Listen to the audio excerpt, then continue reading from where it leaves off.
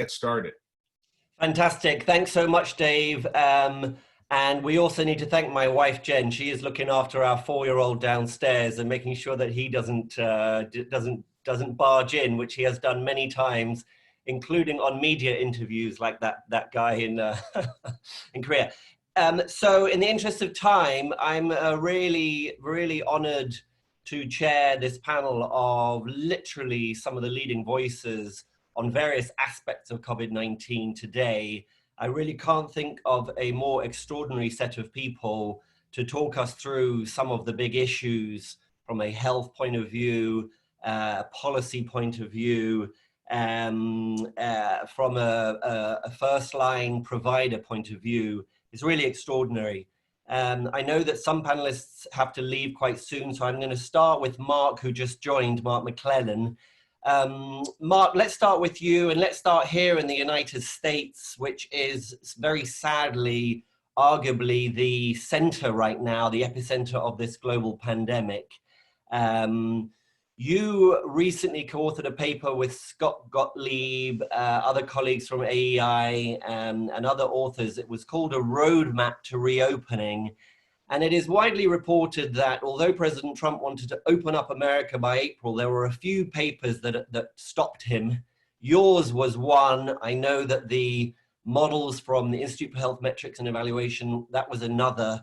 You helped to convince him to extend, I think, the federal lockdown until the end of April. And then you've argued that we could start to perhaps open up the US. Can you talk the board and our guests through the key steps in your very influential roadmap? Yeah, Gavin, I'm glad to do that. And I also just want to say thanks to the Global Health Institute. You all have been out there on so many aspects of COVID-19 management and response, been excellent collaborators for the kinds of issues that I'm about to talk about for the US. Every country is facing these same issues in one way or another. And if it wasn't clear before that health policy matters, if it wasn't clear before that we're all connected globally, well, it's very clear now in terms of how we need to move forward in responding to the COVID-19 pandemic. Here in the US, it's hopefully about as bad as it's gonna get, at least in some parts of the country. It's a horrible week in places like New York, others headed in the same direction towards peak cases, Detroit, New Orleans, where so far, I think the good news is that we are at capacity in a rapidly expanded, adjusted healthcare system that is struggling to keep up with this phase of the epidemic, still having shortages of masks, still having shortages of other critical supplies like ventilators, but you've seen some very creative responses locally and a national response start to kick in. Steps like sharing ventilators, bringing them over from veterinary facilities, adapting other kinds of devices, and healthcare providers on the front line that are taking amazing steps to try to work under these challenging conditions. And my hope is that we are going to be able to get through these next few very tough weeks without having the same kinds of excess demand problems like we've seen in other parts of the world already, Italy and elsewhere. It is not pretty. It is a horrible situation, but the healthcare system here is starting to respond. The work that Gavin mentioned begins to look beyond this phase. So lots of things that we need to do now for surge capacity and for taking extreme physical isolation measures to bend the curve of new cases when we don't have anything else to offer. But that's going to change. So we've highlighted in our work ways of accelerating progress in several key areas. One of them is in the development of better diagnostic testing, and that's coming. The US has been short, but if you look at test production now, it's really come up for the diagnostic tests. We haven't yet worked out logistically how to get all the tests and all the supplies to everywhere they're needed, but we're getting much closer to that. We're also starting to make progress on the therapeutics. That's really the whole ballgame here. Eventually, we are, I think, going to have multiple vaccines that could be effective against the virus, and you're seeing an unprecedented set of activities around the globe to accelerate production, including some steps that we've been advocating since the start, like making commitments for large-scale production at the same time as you're doing the vaccine testing. So there's literally no wait between demonstrating the vaccine is safe and effective, and that is a significant, and even under the best of circumstances, time-consuming effort, and then making it widely available, not just in the United States and a few developed countries that have the money, but through a real global program. The Wellcome Trust came out with a report just recently on this topic too, about what it's really going to take to control this epidemic for good. And I hope we get a chance to talk more about that. But unfortunately, we're not there yet. That's a long road between where we are today, hopefully getting through this surge of cases in the US and other countries, and getting to the point where we can return to life that's more normal. We call that phase 3 in our report. Between where we are now, phase 1 and phase 3, when we have a vaccine widely available and immunity widely available, there's a challenging phase 2 process where we outline the steps that we think need to happen. It's not a specific date, it's a set of key conditions for significantly more reopening to occur.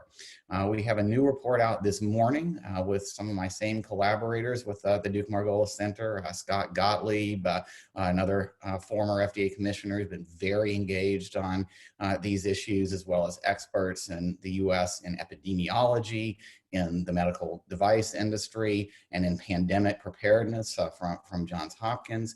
And that lays out a very specific national COVID-19 surveillance plan so that we can do rapid testing and move from this reactive phase to being very proactive and identifying local outbreaks when they do occur, tamping them down quickly, taking other steps to monitor for asymptomatic spread. This is a significant undertaking, but we think it's really important in the next few months to enable steps back from the extreme social isolation measures that we're taking now, so that especially by fall, when there is, I think, a significant chance of a further epidemic wave, and even before fall, when there are pockets around the country, it doesn't take much for this virus to spread, we can have more confidence that we are never, ever going to have a situation like what we're living through right now.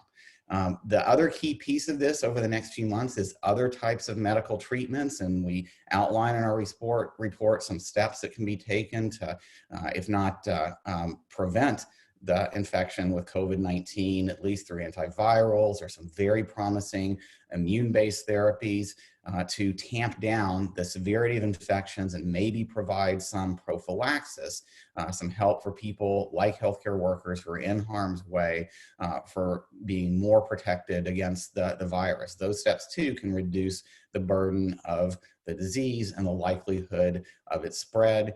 There are a number of specific policy steps that the US has started to take in this direction. Again, there are many more that we've laid out. This is a significant effort, and it's probably not going to be life back to normal in the coming months. It's a new normal of more distancing, face masks, other steps like that, but ones that can enable most of our economy to come back if we handle these issues effectively. And other countries need to go through the same kinds of steps. Where we're particularly concerned and hope to do more work with the Global Health Institute is around what is that pathway between where we are now and the vaccine for other lower and middle income countries, where getting this kind of diagnostic capacity in place is more challenging. We're getting interim treatments that make a difference available can be more challenging, but again, critical issues for dealing with this pandemic over the coming year.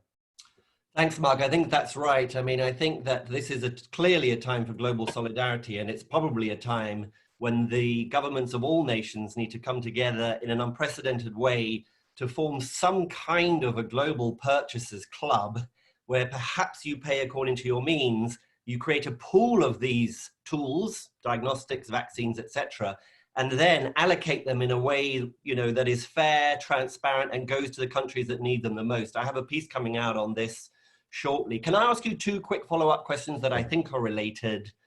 I think you're suggesting then that the next few months here in the US, we need to kind of figure out who has the infection, who is potentially immune, who is uninfected. And then according to that, we can say, okay, well, you could potentially go back to work. You need to remain isolated. You still need to be quarantined. But for that, we're going to need to do better on testing, on understanding who's immune, and also on contact tracing. And I'm not sure we're really there yet on any of those pieces. Is that right? That's right. No state, no region has fully established the capabilities that are needed for an effective COVID-19 surveillance system. So I want to make a distinction between two types of testing that are important. One is these molecular tests for the virus that you've been hearing about have been in shortage, and in some places like California taking a long time for the results to come back. That capacity really is ramping up, and we've seen a lot of very promising innovation to move from tests that you have to send off for a lab and takes hours to days to get back to so-called point of care tests that can be done right in a facility with results available in a few hours to maybe a few minutes. We're also seeing some innovation in how tests are done, away from tests that have to be administered by a health professional and all the protective equipment to tests that people may be able to do themselves. And that capacity is ramping up rapidly in the United States. As I said, there's some logistical issues in getting the tests and the supporting equipment to pop-up locations or drive-throughs where people can get these tests easily in the community, but there are models for that now, and they're models that we think need to be scaled really rapidly. Excuse me, there's a second kind, excuse me, of testing that is, as you said, for previous exposure and immunity to COVID-19. Those tests are not as far along. We're starting to do those kinds of serology tests. They're really easy tests in principle to do on the blood to see who's been exposed. And we should know soon, again, this is part of our recommendations in communities around the country, just how widespread COVID-19 has been. It may be relatively prevalent, and by relatively prevalent, I still think under 10% in some regions of the country, less so in others that have been lucky enough not to have as big of outbreaks lately. But that's a very important baseline for knowing how protected each community is against further outbreaks of the infection.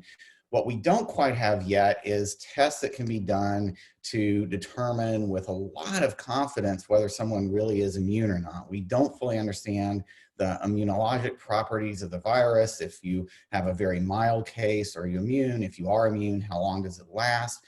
That's an area for very important applied research that should be doable right now and very quickly. So that's an important element as well.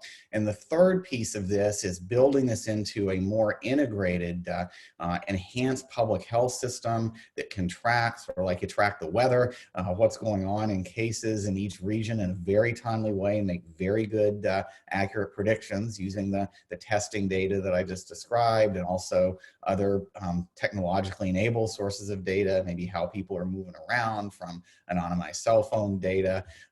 We've seen interesting reports using temperature that's reported online, things like that. Integrate those pieces into a prediction and response capability. So when these outbreaks occur, and they will continue to occur, can we rapidly go in, identify who's been affected, identify most of their contacts, if not all of their contacts, and take quick steps for isolation, quarantine, and again, rapid testing, not testing that takes weeks, but testing that can be done quickly.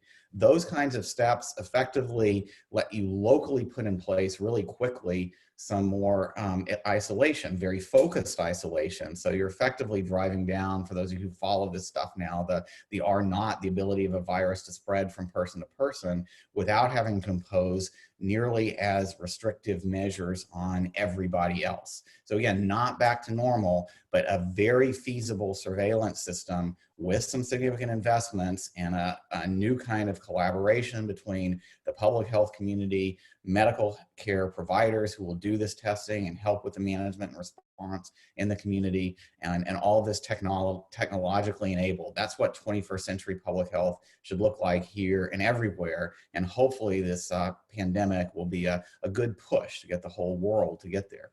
Thanks, Mark. And obviously, Margolis Health Policy Center has really been at that interface for so many years, and you're so well placed. I think that in addition to hanging on Tony Fauci's every word, I think Americans are hanging on to your every word and Scott Gottlieb's every word. So thank you. Our neighbor bought a puppy and named it Fauci. So I think there might be some puppies named McClellan pretty soon as I don't well. know about that, but So on to someone else who's really been. Gavin, we have Yes. time before Mark leaves us for a couple questions of him. Oh, Mark, what time do you have to leave? I've got another 11 minutes. Oh, okay, good idea, good idea. Thanks for suggesting that. So I'll just open it up to questions for you, Mark, right now, rather than we were going to open it up to questions at the very end. So let's do that. That's a great idea. Thanks, Gavin. Hi, Mark. It's Elaine Leavenworth. Hi, Elaine. Hey, you were talking about the surveillance, and it seems to me that it's really chaotic, and I'm sure you know better from the front lines here. I was watching yesterday Governor Northam's press conference here. I'm based in DC right now, sheltering, and his health person said they're not, when asked, because they were reporting their data for the day, and when asked by one of the reporters, they actually wanted to know the data they had on recovered patients, looking for a silver lining, with all the negative, sad news. And he literally just stood up there and said, "Oh, we're not tracking that." Yeah. And I'm like, your head explodes, right? And so I guess the question underlying all of this is how are you seeing a path toward improving this surveillance process? Because clearly all of what you're talking about is dependent on this. Because we're not going to find those patients with any form of immunity. We're not going to be able to track and build this better system if we don't create a superior surveillance network. So who's the leader, and how are we going to teach these states, et cetera, et cetera? What do you see here as the pathway? Yeah, Elaine, like I said, we're not there yet. And we are, Scott and I and our collaborators and the Duke Margolis Center have a big effort underway starting this morning when we just released this, a new report on a national COVID-19 surveillance system, what it's going to take to achieve containment of COVID-19 in the United States. And it includes all those elements that I just described. Yeah. The good news is there are some states and some regions that are taking, I would say, pilot steps in this direction. So Duke is launching a local track and trace capacity using some Duke health staff. I think this is actually a good opportunity for young people who care about health to, it takes some training to be a good contact tracer, a good part of this rapid response team, but not a huge amount, some good interpersonal skills and so forth. So I think there's some job opportunities here. Along with the pilots that are taking place at places like Duke and in Washington State, Maryland's working on this too. It is going to take congressional action, so there need to be some significant resources. We think through the Centers for Disease Control, they should be the manager of this national system, but in partnership with states. Do you really think it's a government? I mean, do you? I think there's some government resources needed to support a public-private collaboration to get the tests that are needed everywhere around the country locally, so that people can get rapid testing and then contact tracing everyone with symptoms. Some people who are high risk without symptoms, and we go through those categories too, should be able to get rapid access to testing. There's a component of this on the healthcare side because the healthcare providers are doing most of the testing now. They're doing testing, but we're still in most cases getting reports back by daily update, spreadsheets being sent by email or even phone notification. There are electronic standards that should enable that kind of test notification to happen automatically off of electronic records, off of laboratory electronic reporting and payment systems.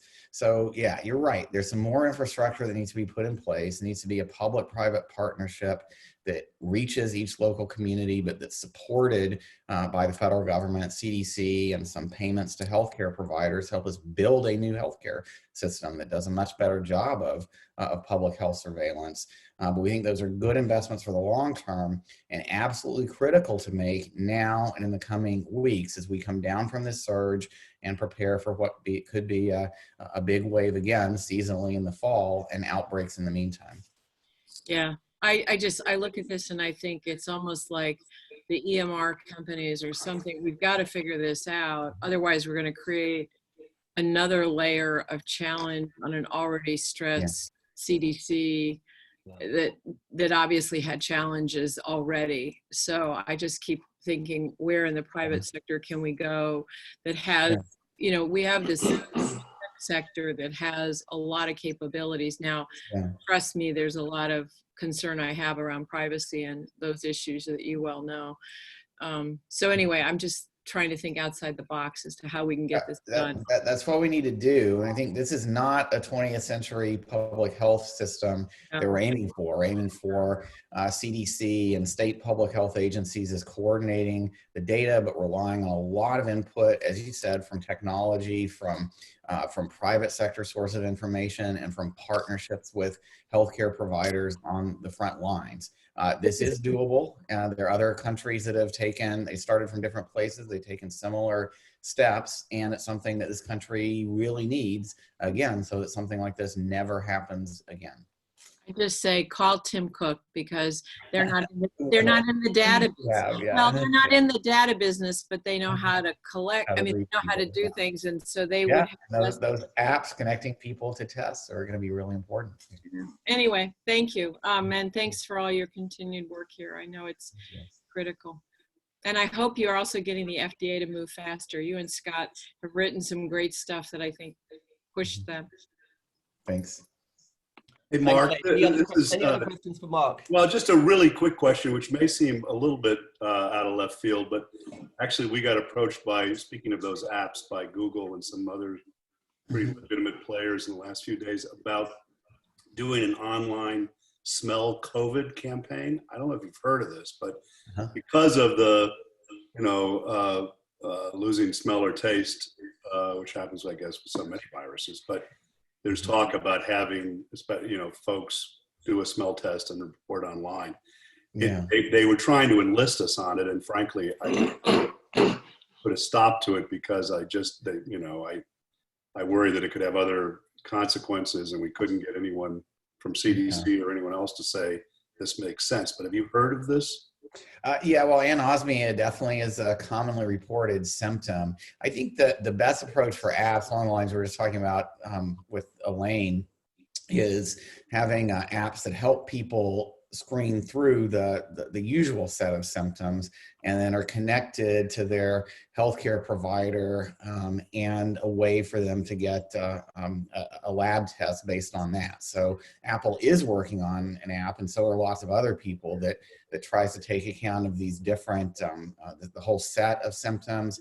Temperature checks can be an important signal, especially if in conjunction with some of the other symptoms that go along with early stages of the viral infection. And those kinds of apps, maybe not focusing just on smell, but those kinds of apps will get better over time. You're going to get more data on, and that's why the testing and sharing the data from the test electronically is so important. So that's the big data that's going to get us to some really efficient apps and supporting technologies to identify cases early and be able to respond to them. So I don't know about smell by itself, but this notion of reaching people personally with supporting technologies at home so they can, so that they'll know when to self-isolate, that regularly may end up being a part of the new normal for a while, and certainly if you go to a higher risk workplace. But that technology is exactly what we need to link to the testing capacity and help us identify outbreaks early and contain them. Yeah. I have a question. With regard to the immunity, both the strength of the immunity and the length of the immunity, is there any way to model this or to extrapolate from other coronaviruses to get a sense of how much protection there may well be? Absolutely, and hopefully we'll get that information pretty soon. So from other coronaviruses, the news is somewhat good. As FDA commissioner for SARS, and this ended up being a useful part of our planning for the future too. It does look like for some of these other coronaviruses like SARS and MERS, if you mount a strong immune response, it lasts for a while. And for those viruses, people generally mounted strong immune responses because the reason they were so much easier to contain, even though they're so much more virulent, the outcomes are so much worse per patient than COVID-19, is that people had very severe symptoms when they started being contagious. So it was a very virulent virus, but one that generally gave a very strong immune response. In this case, we're just not sure yet. For all the people who had asymptomatic or minimally symptomatic infections, did they really mount a strong immune response? Even though they may not have even noticed they had the virus. We'd like to make sure that those responses do persist. I'm pretty hopeful that they'll at least get us through, for people who have been exposed, it'll at least get us through the fall potential big season again. I wouldn't be confident though yet that it's lasting long-term immunity and that people won't need some kind of booster vaccine or something like that. The first problem we have, though, is that we don't yet have reliably, widely available tests that are very validated quantitatively about just how much immunity you have. It's one thing to have a quick blood test to see, okay, who's been exposed? Is there some, evidence of, IgG, the immune globulins? It's another thing to really know, is that response, significant, and are we measuring it accurately as a basis for, say, some kind of certification that could let someone go back to work that could be applied at very large scale. That can be done in labs through ELISA assays. It's not yet widely available and proven for community-based large-scale testing. And in that report I mentioned, this is another element where we think when you do the research really fast, it's not that hard to do with enough people who have been exposed to COVID-19 to get those immune levels and have at least a very good idea about how immune people are. So that's another area for some important fast work over the next couple of months. Thank Thanks, you very Mark. much. I think, go ahead, Elizabeth. No, I was just saying thank you, and thank you for your work. And I think just a couple of things. One is, just one thing. I think Italy and, Germany, I think Italy and certainly the UK are all considering giving immune certificates to people. Yeah. It's a nice idea, but I agree with you, Mark, that it's a brave thing to do at this stage because we just don't know. I think that in the interest of time, I know that some of the other speakers have to go quite soon as well, that we are going to, thank you, Mark, we're going to move on to someone else who's been at the forefront, including of vaccine development efforts through the Duke Human Vaccine Initiative, that's Sally Permar. So Sally, I want to pivot now to children who seem to get a less severe disease, although there was a child who died in Britain. They did have some pre-existing health conditions. And I'm also interested in trying to understand what their role might be in transmission. So help us through those issues. Yeah, so thank you again for having me on this panel and, representing both the health system and the vaccine effort. So hopefully I can answer some questions there.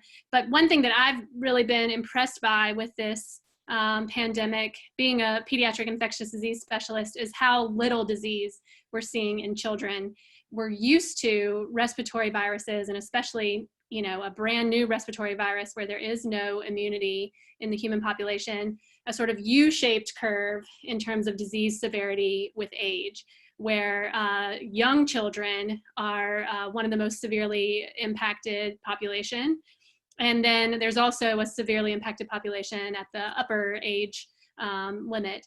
And we're just not seeing that pattern. We're seeing a pattern of more, initially it was really thought disease in the elderly was the most severely impacted group. That's been moving down into the middle-age adult population, but still not seeing many cases that at least present for clinical care and certainly hospitalization in children. Now, as Gavin says, there have been some deaths reported. I believe there are 3 pediatric deaths reported, and that's throughout all nations. But again, and repeated in every nation that's reporting the severity and hospitalization rates, pediatrics is really under contributing to the numbers. And so that really raises some important questions about why is it that children who are certainly becoming infected with this virus, because we've seen that children can be infected, but they're not preventing with the severity of disease of that of adults. And so what is it that's different about children, either their susceptibility to maintain virus replication, or their immune response to this infection that is different from adults and really protecting them from severe disease? Because there are some real lessons here for vaccine development and even therapeutic development that we should continue to study. So are there clues then from the protection that children seem to have that you at the Duke Human Vaccine Initiative or your colleagues elsewhere, I mean, I looked yesterday, there are 62 vaccine candidates around the world. The WHO is doing a nice job of tracking them. Are some of those efforts being guided by what we're learning in children? Well, I think that we need to develop that data. So we need to both generate these biospecimen banks of children who are being infected, asymptomatically infected, as well as maybe symptomatically infected, and comparing that to adult populations. And certainly the Duke clinical research efforts are doing that. We are working towards collecting biospecimens from individuals who are diagnosed with the infection, and then not stopping there, but going and collecting biospecimens from all of their family members. So other people that are exposed to that infected individuals. And in fact, healthcare workers is going to be one of the main targets of those research studies, both because of the susceptibility of exposure there in healthcare population, but also their willingness to participate in research is generally high. And so, we certainly infections have been reported in children, and it's thought that it's not that children are not susceptible to becoming infected, but more that they seem to be protected from this severe disease, at least based on the data that we have. And so obtaining those biospecimens are really important to understanding what is the type of response to this infection that really contains it and prevents that severe disease, but also animal models. So animal models have been rapidly developing, and one area that I am involved in and have been impressed by is the non-human primate models, which we know can be highly relevant to the human situation, where several centers have initiated these models of infection in various non-human primate species and have developed a human-like disease in terms of the lung signs as well as the viral shedding. And so those are excellent opportunities to now look at various risk factors, including things like age, including things like risk factors like exposure to vaping or smoking that may be able to be modeled in non-human primates as well. And then, thinking about, we need to think early about who this vaccine is going to roll out to. I think, there's going to be initial safety testing in healthy adults who can consent to that safety testing, but and probably rolling out to the high risk group for severe disease will be important initially. But the way that you can obtain really high coverage of a vaccine is putting it into the pediatric schedule. We know that from our struggles with the HPV vaccine to get high coverage, and how the hepatitis B vaccine went from pretty poor coverage to very high coverage when it became a pediatric vaccine. And so can children make a good response to vaccines? If they can make a good lasting response to vaccines, they may be the best target, because not only would they that allow the generation of protective immunity prior to adolescent or adulthood, it also may address the spreading. So that's very interesting, actually. I'm involved in various efforts to think through a fair global allocation. And to be honest, so much of the focus, as you've said, has been health workers first, places that still have a fire going on, a really bad epidemic, then the medically vulnerable, and then the general population. But you're saying that actually thinking of the schedule for children early might turn out to be an important strategy. I do think so, because again, the history has just shown how adults and adolescents are not very good at showing up for vaccines, Yes. but it's very routine in the pediatric population. And this important strategy of really limiting the spread. And we don't have great data to say that children are, an important reservoir for infection, but I think there's a lot of suggestions that that may be the case, that children are certainly asymptomatic, so they're out there with the opportunity to spread the infection. There's virus certainly in stool. We know that a lot of diaper changing goes on by adults, that could be an important source. And their interactions through childcare and things like that. So I do think early on it's important to do the studies to show that can infants make a good response, or children make a good response similar to that of adults. And that's something we can model and are proposing in the non-human primate models now with some of the lead vaccine manufacturers. And can it also prevent infection there that will then limit the spreading to susceptible adults? Thanks so much, Sally. Hold your questions. We're going to have an open Q&A at the end. I want to get to Jono, who I know I think has to leave soon as well. Jono is the hardest working man right now in all sorts of ways, particularly show business. I've every time I turn on the television, there you are, and I say that with joy. It's fantastic to see you out there providing public information and just explaining what's going on in ways that the public can understand. So you wrote a book in 2018, The End of Epidemics, The Looming Threat to Humanity and How to Stop It. And there are so many quotes that ring true today. There's this one, which is really very striking. You wrote, "It's a dystopian nightmare and it could happen tomorrow. An uncontrollable pandemic overwhelms public health systems and wipes out millions of people in less than a year. Business and industry grind to a halt. Up to $3 trillion, a tenth of the country's GDP evaporates as fear of infection stifles travel, tourism, trade, financial institutions, employment, and entire supply chain." So here we are. You are obviously extremely prescient. You had laid out in that book, which you very kindly distributed far and wide across DGHI years ago when we first connected with you, 7 steps, you called them the power of 7 to end an epidemic before it begins. I am 100% sure you are going to write an updated version of that book. What is the updated version going to say? It's chilling to go back and read some of those things. And I must say, it's one thing to sort of put it on paper, knowing that's a potential reality, but it's just so surrealistic to be living it. And so just a couple of words about how the book came to be. In the middle of the Ebola outbreak, as people were coming in West Africa in 2014, I kind of looked back and said, where will we be in 3 years from now? And I actually feared we would remain vulnerable. So I took a deep dive into the last 100 years of epidemics and wanted to pull out the lessons. And the book was written not for the techies in this area, but from what I'd seen from AIDS, that we need to make things digestible to the wider public. I think, and actually we are working on a refresh with both the US and the international publishers.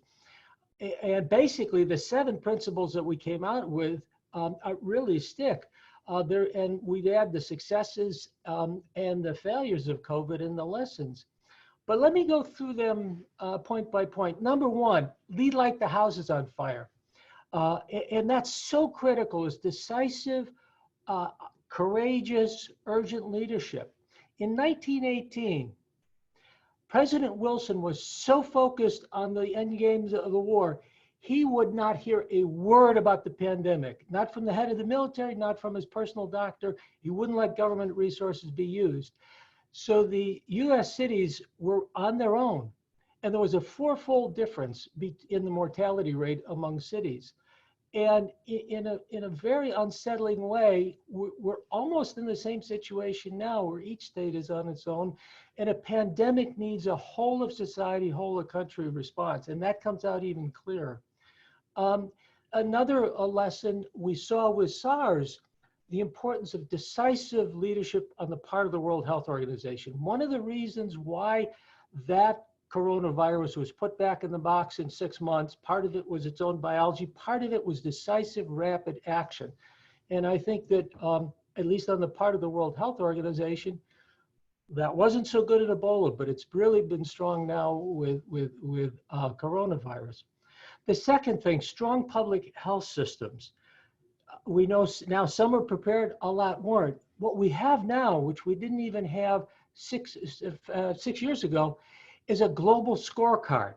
We know for 195 countries, in terms of the core parts, not only of prevent, detect, respond, but also health systems, risk environment. We know where those countries stand, and less than 1 out of 5 is well prepared. We also know that the score on paper does not necessarily predict performance, as we've seen here. On the other hand, Korea, which is a green at 70 out of 100 on the Global Health Security Index, did well. Iran, which is a bright red at 38, not ready. They didn't do so well. So that's number 2, is strong health systems. Number 3, active prevention. Hygiene, social distancing, we knew it worked, and we knew it worked then, we know it works now. The lessons from 1918 are holding again. Those cities and countries that begin earlier with their measures and keep them longer did better. Fourfold difference in the US, and a good part of that was explained by those differences in the speed of implementing those messages. The fourth element, we call it timely truths, basically communication with the right message and the right messenger. And the CDC, beginning in SARS, has developed and refined 6 principles for communication in public health emergencies. And I won't go through all of them, but just give a sense. Be first. Get your messages out there from the official sources first. Next of all, be right. Get the facts in line. Be credible. Say what we know, what we don't know. Express empathy. Tell people what they can do. Those messages are so clear. And the cost of dyssynchrony between the public health community and the elected leadership is the worst thing for a pandemic. We know it's got to be consistent. But we also have some great examples, even now, as we've had in the past, of mayors and governors who emulate the best of those. And actually, CDC teaches those lessons to our mayors. The other thing that we see over and over again in the issue of what we call timely truths and fatal fictions, the communication part, is, we've had all of the same kinds of conspiracy theories, blame, stigmatization that goes back to the Black Plague and even before that. And social media is a double-edged sword. In a way, it's a triple-edged sword because it's a way of getting out the correct messages. It is a way of understanding how people are misunderstanding so you can adjust, because good pandemic communication is not just getting out the correct messages about what to do, hand washing and all that, but also identifying common misbeliefs and countering those. But again, the problem with social media, of course, is the disinformation. The good news is that what this has done is it speed along the process of people like Facebook, which are working with 7 different fact checkers. And I didn't even realize the fact checkers have an international association of fact checkers that have standards for fact checking organizations. So we have this technology that is, we know how to work it technically, but developing the culture around this technology of social media in order to control it, that's just coming up. Number 5, innovation. We talk about the innovation process and how you have to adapt that innovation process during a pandemic. And we talk about, in the book, we talk about 5 potentially game-changing innovations. And I'll just talk about two of those, and we put budgets on those. One of them is point-of-care diagnostics. It became so clear. I mean, I could see it vividly. During the Ebola outbreak, I knew that they didn't need more, as one of our Sierra Leonean colleagues called it, overzealous helpers. So I didn't go out during the outbreak, but I went back around and visited places, going to villages in Liberia, which even Liberians had stopped going to see what happened. And standing in the hospital up in northern Liberia, where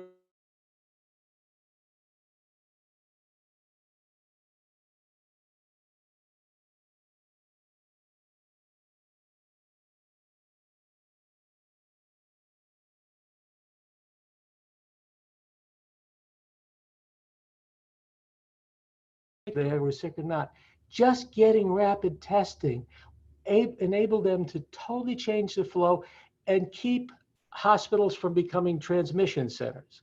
Because that, again, is the lesson. I mean, that's basically how the Italy outbreak got started, just like with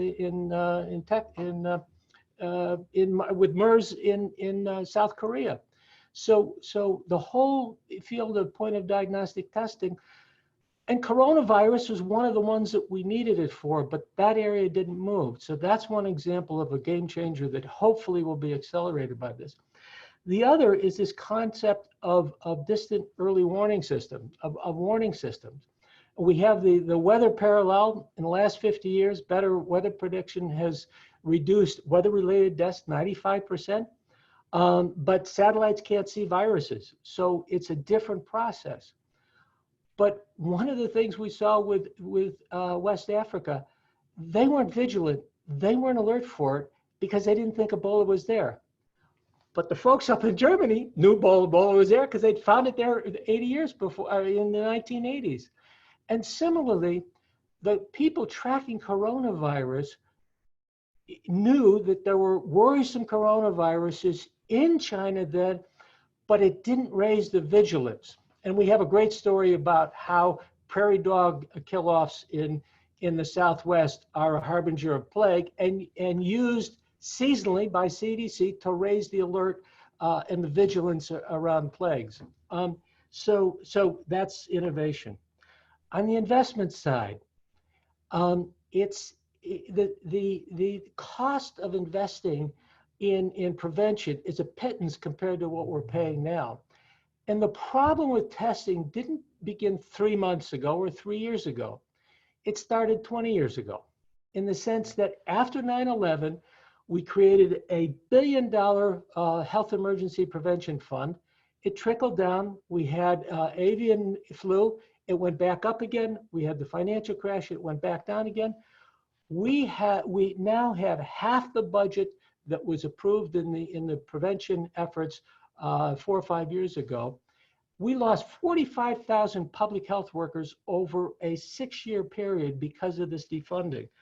And the $1 or $2 per person per year for every person on the planet, $7 to $15 billion over 20 years would make us a whole lot safer. And finally, advocacy. This cycle of panic and neglect happens because people can't, once the alarms and all of the vigilance has gone away, all the promises made during the panic and all the money disappears. And we now have the Global Health Security Scorecard, Global Health Security Index, as a scorecard for countries. So we can hold the countries accountable for getting safer. But there's no scorecard for the international community about whether we've kept our promises, so the countries can hold us accountable. So that's where advocacy and engaged people is really critical. So those are the 7, and I think they're as sensible as they were 2 years ago, and we have even more evidence. I mean, just unmistakable evidence. The question is whether we will stay mobilized enough to do the things that we know the risk factors are all going ahead. Scientists and public health people know what to do, and it's pretty cheap. We just got to do it. Thanks, Jono. Later today, I'm going to be talking about whether now we can finally break these cycles of panic and neglect. It's been so frustrating, as you said. The amount of money to develop a pandemic preparedness system fit for purpose is tiny compared to the trillions that we're losing. I know that you have to go soon. Is there one quick follow-up question? We're a little bit behind time. Any quick follow-up question to Jono?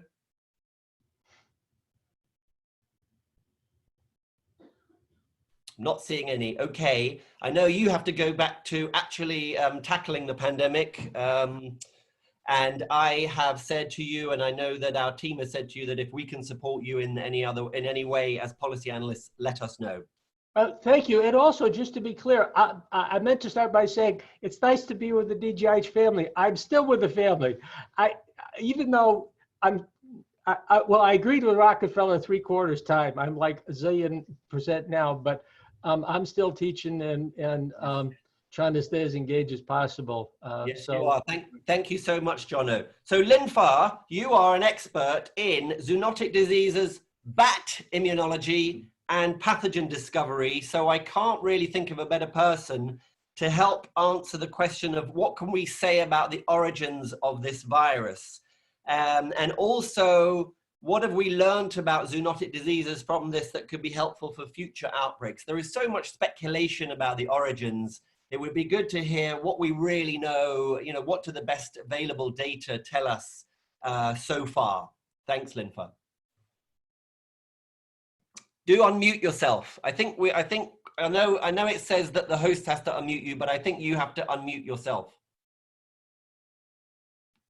Okay, it's Perfect. working now. Okay, yes. Great. Okay, thank you, Gavin, and thank all the board members. So good night from Singapore. So it's close to 10 p.m. here. Yeah, so I have been studying bat-borne virus for the last 25 years. I counted it's exactly quarter of century. So as I put the title of my commentary in Lancet is From Hangzhou to Wuhan. So just give a little background to our board members. If you're not familiar with kind of the research I've been doing, is that in 1994, when I was still working in Australia, there was this mysterious virus killing humans and horses, and killing horses with 70% mortality, and killing human with 50%, but it's only two people involved, so one died. From there on, that's 94. And then we eventually sort of located the reservoir is a bat. And then 1999, there was a much bigger outbreak with a very close cousin virus, later called the Nipah virus. It jumped out from bats to pigs and then to human. So that, and then the 2003, 2002, we had the SARS virus. And we know that SARS, is a bat to civet transmission. So if you have not watched the movie Contagion, the Contagion is basically based on two viruses. It's like a combined story of SARS and the Nipah viruses. And then 2012, we had this Middle East respiratory syndrome virus. So this time we have a virus we believe also from bats, but they may jump out of bats a long time ago, and they found the second host, which is in camel. So 2012, somehow it jumped from camel, to human. And then fast forward 2019, right? We had COVID-19. Of course, everybody know about this. But in between 2012 and 2019, very few people knew about. There was a lethal virus, this time not for human, but in pig in Guangdong province. But it's a very, very lethal virus because it killed 25,000 piglets in 2 farms within 2 months. And it was a bat virus. It jumped out of bats as well. So basically, if we count that in, and then the Ebola virus from West Africa, basically we think is a direct bat to human transmission. So in the last 25 years, we had 7 major outbreaks, 6 of them affect human, but the pig virus, I think, very close to affect human, but it's not ready to jump human. So I think, it's almost a certain, I think, as Mark says, and the journal would say, in his book, he predicted, there will be outbreaks, and I predict in 2013, I say, I can bet my lifeline.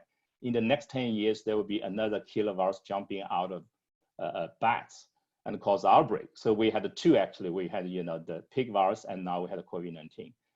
So the question is why bats? That's, I say, is a $1 billion question, because I think bats, as the only flying mammal, they have a very different immune system. So they have a very good balance of defense and tolerance, and that suited the virus. So virus can peacefully exist with bats, and they have been doing this for the last 60 million years. So bats and the virus are much older than human beings we have, all right? So I think, it's important, your question about how can we do, the lessons we have learned from so many zoonotic virus and mostly bat-borne viruses, can we do better? In theory, we can do better, so every outbreak like SARS, Ebola, and COVID-19, people always discussing about this banning of, wild game meat and banning of farming and the trading of wildlife. Yeah. So it's a simple concept, but if you're familiar with, the different countries, the cultural and the dietary sort of habits, I still vividly remember 2003, I was on the WHO mission, went to China. This is like July, just after the, 700 something people died of the SARS outbreak. So they actually credit for the Guangdong government. Usually in China, they don't do public opinion surveys. This time they did it. They give them 2 yes or no to say, we now know that SARS came from, wildlife and through civets transmit to human. And the civets mainly is in that wildlife market, get massive amplification and eventually go to restaurant transmit to human. So we have two options now. We ban wildlife farming and trading, so we reduce the future SARS-like outbreaks, or we take risk and continue our tradition. Do you want to make a guess? This is immediate after SARS, 79% of people say we will keep the tradition. No. So there's a cultural, there's economy, there's everything. So I think it's almost impossible to ban, what you call wildlife, because to me, the wildlife is a misnomer as well. Because like civets, it's now traded, it's farmed.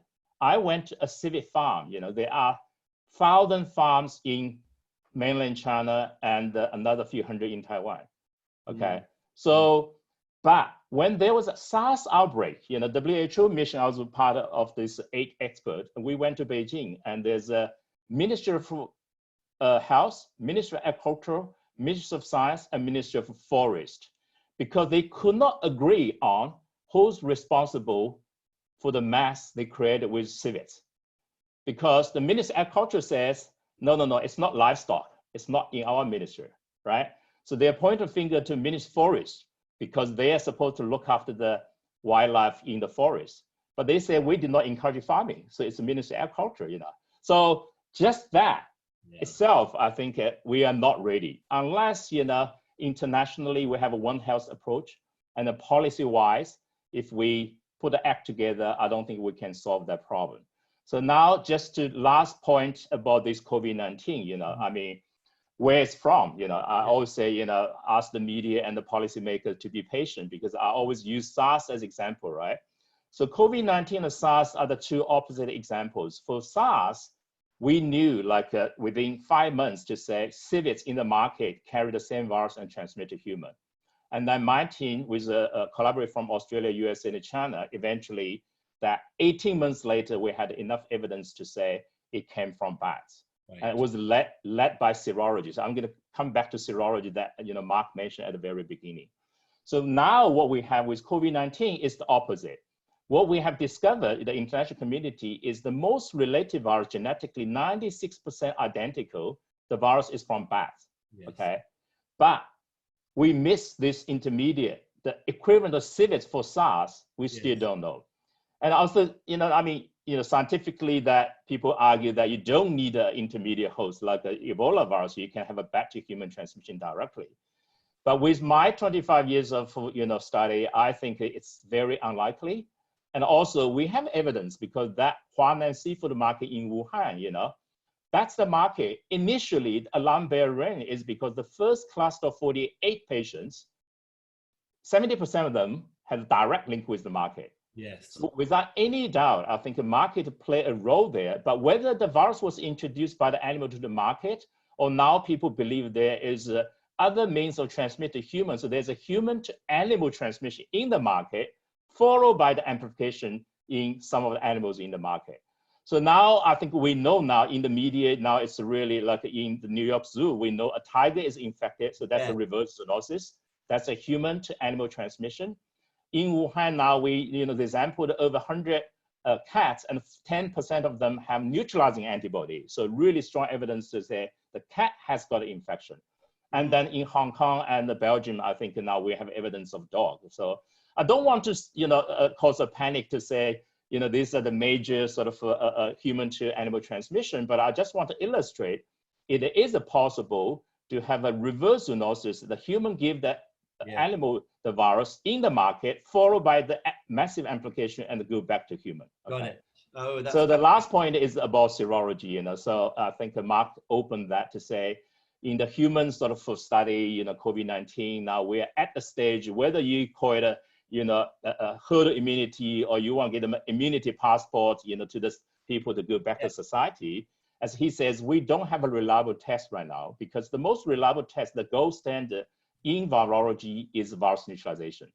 So you basically have to demonstrate a human serum has antibody which can neutralize the live virus and prevent it infect a cell. That has to be done in a BSS3 lab and takes 4 or 5 days. So my lab, just patent, we have a patent where we developed a surrogate neutralization test. Now we can do it in ELISA plate and 2 hours, and we get neutralizing antibody. So what we're hopeful is that, but still, I think the second question, one is you can quantitatively measure neutralizing antibody. But secondly is whether neutralizing antibody is a direct correlation with protective, because it's T-cell immunity and things like that. So I think the science still need to be done, And that the other important thing is our neutralization test is species independent. So our same test can be used for human, for cat, for tigers, for pangolins, for bats, you name it, okay? So we're very excited, we try to help with the human control side, is try to have a very rapid neutralization test that we can mass produce and takes 1 hour. And the same test now can be used to trace that mysterious animal X, which might be involved in the transmission, because we need to find that to prevent future outbreak. And with that, I'd like to thank everybody, and Gavin, back to you. Thank you very much, Limpa. I've got 7 million follow-up questions, which I won't pose to you right now, and I'm sure everyone else does. I'm going to try and get to questions in about 5 or 10 minutes. Yes. Chris, so you have been a remarkable pioneer in testing treatments during outbreaks. It's actually quite a technical challenge. We obviously want a rapid answer on what's working. We don't necessarily have the same time to play with, years and years of doing these perfect trials. And you really have become a pioneer of doing these new kinds of trials, particularly during Ebola in West Africa, 2014 to 2016. Tell us where we are at with treatments. Mark McClellan right at the beginning talked about how we are clearly going to need therapies. That's not just to reduce death rates, but presumably antivirals could also prevent transmission in the way that HIV drugs prevent transmission. Where are we at? What is the status of those treatments? Which are the most promising? And then how can we test them in ways that we can still get an answer on whether they're safe and effective, but we can speed up the time? Yeah. Can you hear me? Yes. Wonderful. It's good to join everyone this morning. I'm particularly pleased to be on the panel with many of my good friends. I'm sorry, Dr. McClellan had to drop off. Actually, by background, I'm an infectious disease clinician, but also a medical microbiologist. So most of my research actually focuses on diagnostic tests. And Lynn Fa and I have worked on projects over the years looking at improving diagnostics and doing surveillance for the emergence of novel pathogens over the years. And that's kind of where my heart lies. However, during these events, I have found myself working more broadly in different research capacities, which is always important. I believe. There are some similarities to what we experienced during Ebola, where we had no therapies at the time, and we found ourselves trying to repurpose a large number of drugs and get them assessed for effectiveness against that particular virus. And that has led to actually some the development of new therapies as well. And that'll kind of play into what I'll end up talking about. I am overseeing kind of a large number of research efforts at Duke. And I'm going to walk through kind of the current therapies and talk to you a little bit about where Duke is on those therapies. But I thought I'd start by mentioning, our basic understanding of the pathogenesis in a real simplified model is you have a period of time of likely minimal or asymptomatic infection, followed by a milder course of illness, which has actually, in my experience, great diversity. Some people have GI illness, some people have respiratory illness, some people look like they have the common cold, some people lose their smell. It's actually quite diverse in the people that I've taken care of or engaged with over the course of the last several weeks. And then for an unlucky 15 to 20% progress to more severe illness and are hospitalized. Another 5% of those go on to intensive care requirements, and then a smaller percentage, varying depending on the capacity to care for folks, largely die. And some of that, those deaths are undoubtedly occur because our main therapy at the current time is supportive care. And this is the whole point where we've talked about the flattening of the curve and outstretching our current capacity to provide, excellent supportive care, which, is the best thing we can do for that smaller percentage of folks who go on to severe disease. But that transition point between the milder illness and the more severe illness is hard to exactly pinpoint, but seems to occur somewhere between 7 and 10 days. And there is ongoing viral shedding throughout that period, but there is a marked transition to a more inflammatory state that seems to take place, and people go on to develop what's called acute respiratory disease syndrome, ARDS. And so that means there are a couple of different opportunities for our therapies, going after the virus as well as going after that inflammatory state, depending on the time you are in the course of infection. So I'll start with the repurposed drugs. The antivirals that we talk about, the one that's the leading candidate and that you hear the most about is a drug called remdesivir, which is a Gilead product, which targets the virus's replication. It has the best science behind it supporting its potential utility, in that it's been demonstrated to have some effectiveness in animal models that Sally was referring to earlier. Everything else at this point is based on effects in a test tube, and that's proven to be quite problematic in other disease therapeutic developments. So it has the greatest likelihood of success amongst the candidates, and so appropriately it's the most field forward in its utilization so far. There are studies that are supported by Gilead itself that have taken place in China. They're ongoing. There are studies for moderate and severe disease here in the United States supported by Gilead. But the main study, and I'll come back to this when I talk about designs that is using that particular drug, is performed or is sponsored by the NIH, and it's a specially designed trial called an adaptive design trial, where this is the first therapy that's being utilized in that, and it's randomized against standard supportive care. And that study is about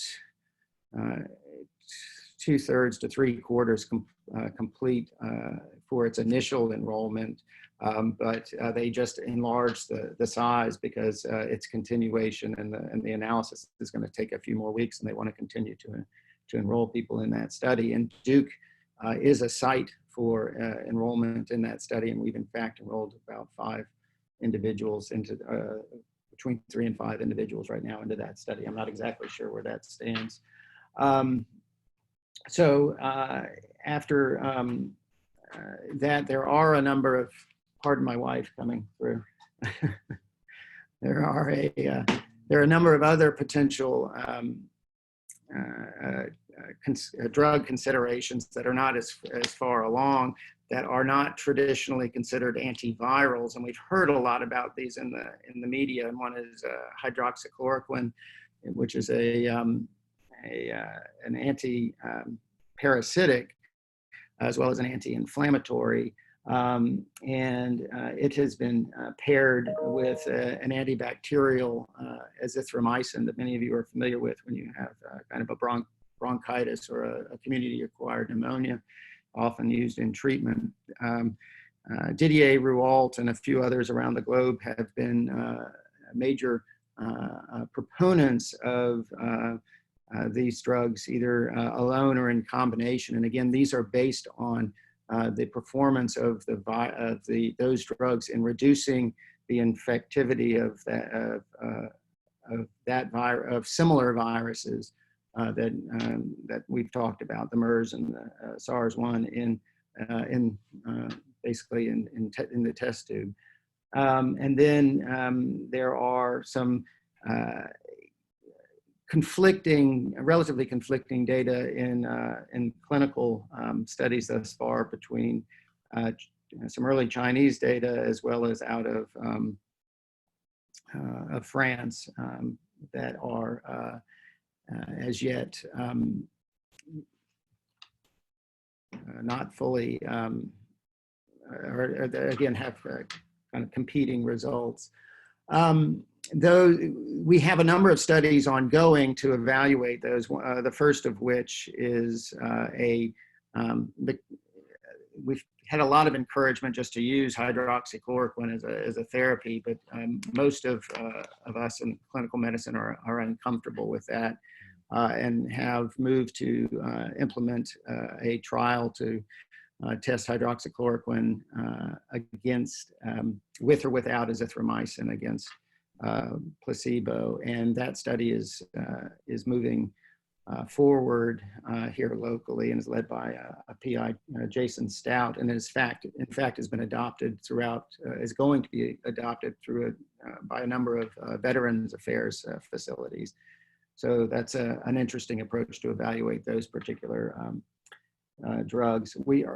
Those hydroxychloroquine in particular, given its relatively, it doesn't have a broad list of side effects, and in the right populations is well tolerated. So it's being considered for a prophylactic therapy in the setting, particularly for healthcare workers. And there are a number of these studies taking place. Gates is sponsoring a 2,000-person study in Washington.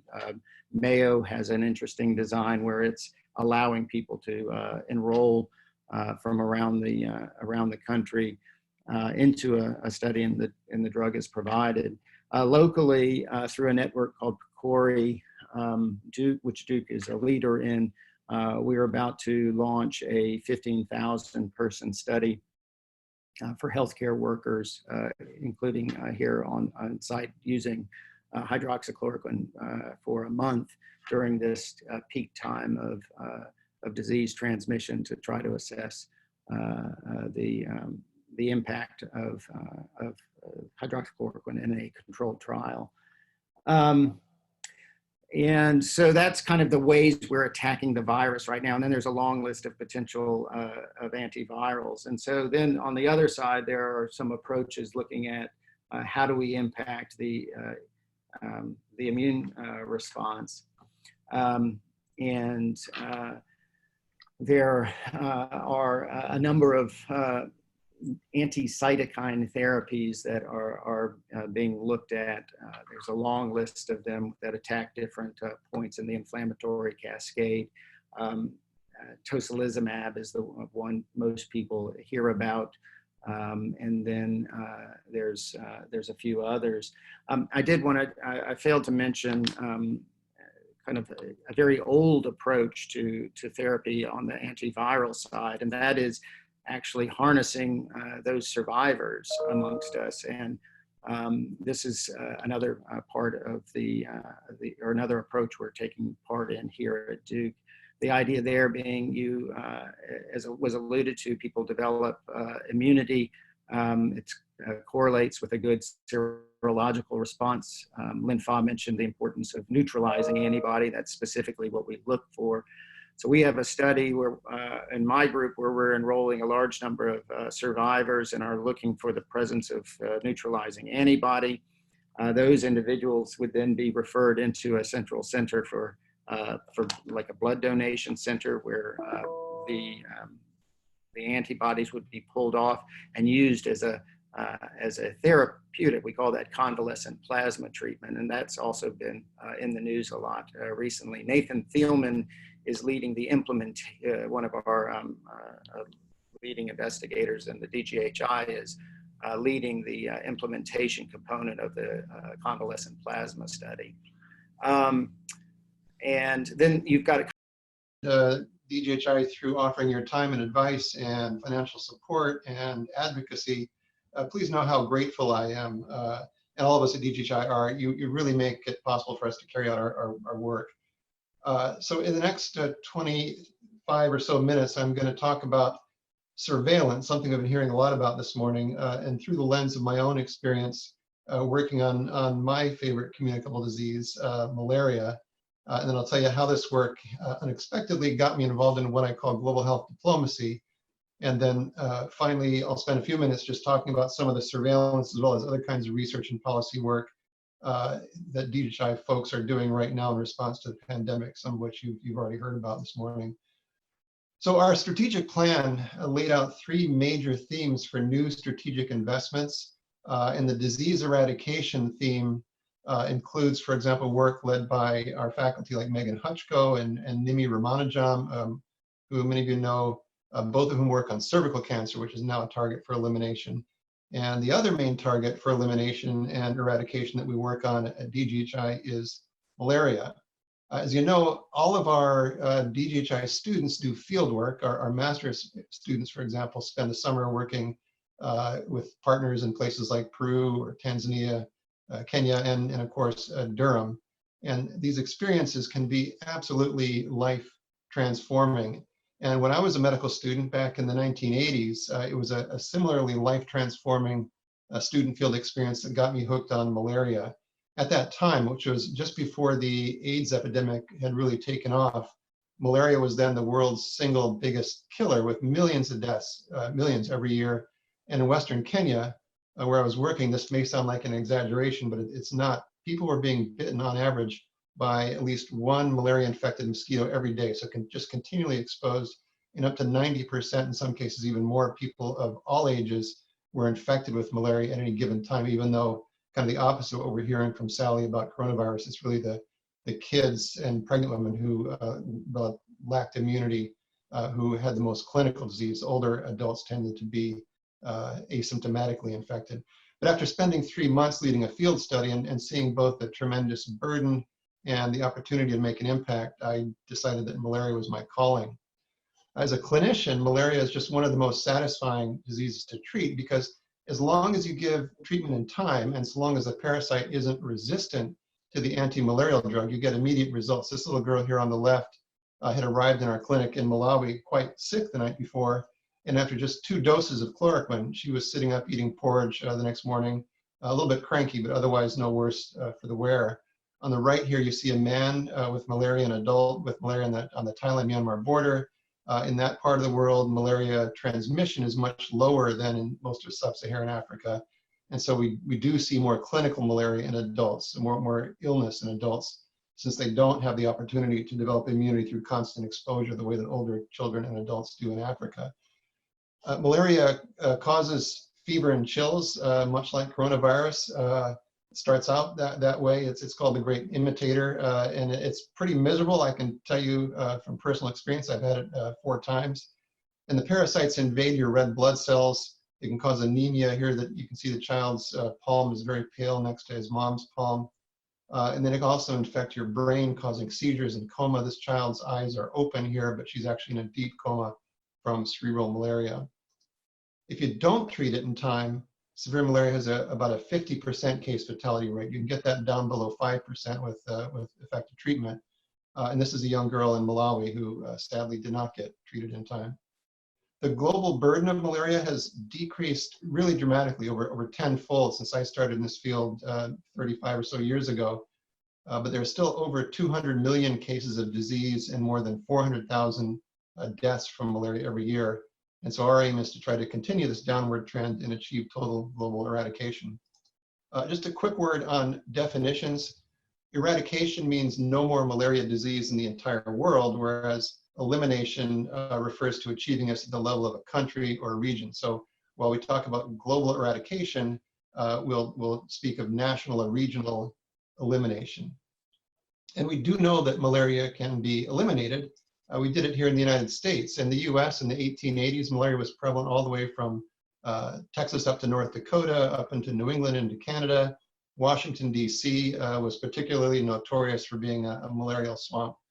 And by 1912, it was mostly limited to the Southeast, where it was still present in some areas well into the 1930s.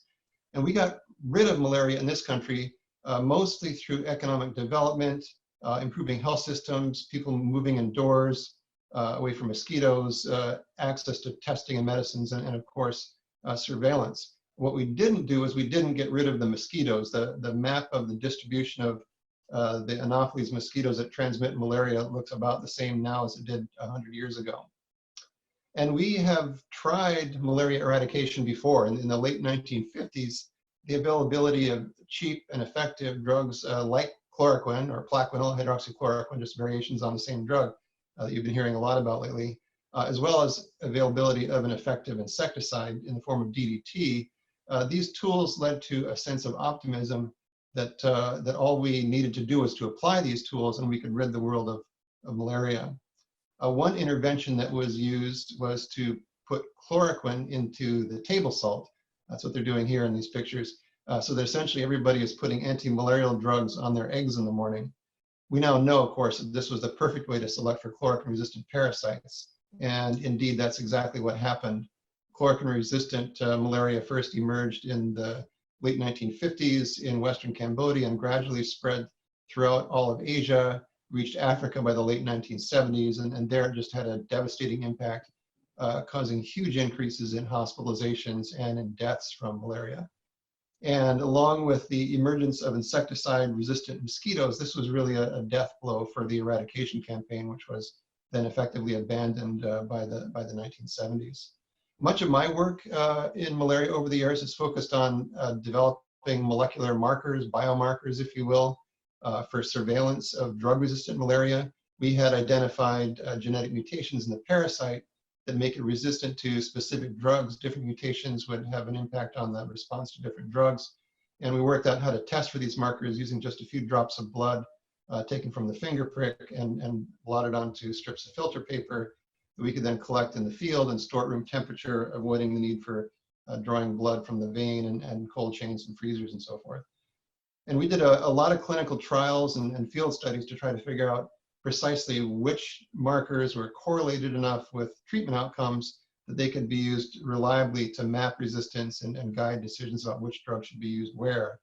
And using these kinds of molecular tests, which actually share a lot of features with the diagnostic tests we've been hearing about for coronavirus, we were able to send teams into areas where it was really hard to work, such as northern Mali, an area where there's chronic conflict, quickly collect samples, analyze them within days, and then generate information on which drug to use in an epidemic.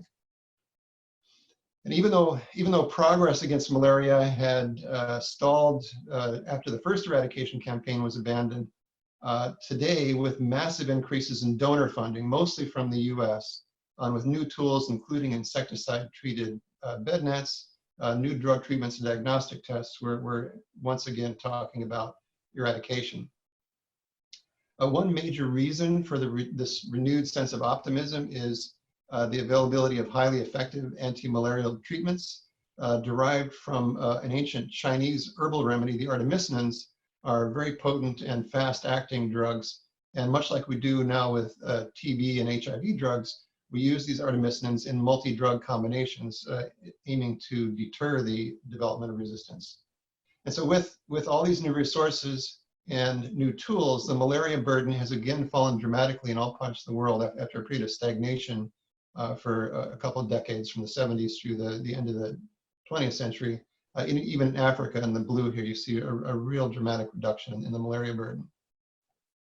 But just as had happened before, and in exactly the same place in Western Cambodia, resistance to the artemisinin emerged just about 10 years ago, and where resistance to the partner drugs and the combinations, where resistance to 2 or more drugs is present, we began to see cure rates dropping from nearly 100% down to less than 50%. And this really was a huge setback.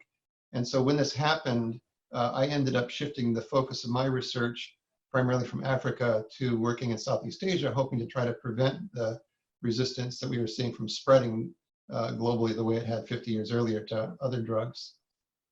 And as we began to see this emergence of resistance to artemisinin in Southeast Asia, the widespread assumption was that just as had happened with chloroquine resistance, resistance to these newer drugs was again spreading from its point of origin in Western Cambodia.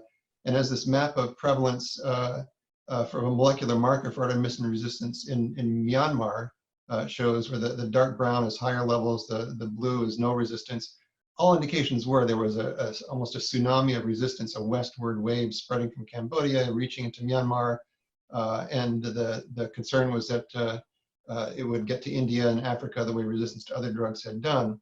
So based on this understanding of what was happening, WHO and the countries in the region launched a containment strategy. The idea was to eliminate malaria just along this border between Thailand here and Myanmar, essentially setting up a firewall that was meant to prevent the westward spread of resistance to Myanmar, India, and beyond.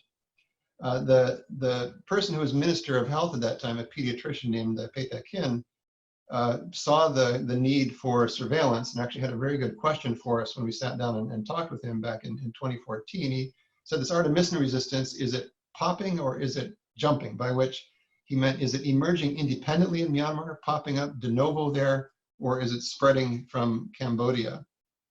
And we actually had the molecular surveillance data to answer his question. We had looked at genetic sequences in parasites from around the region.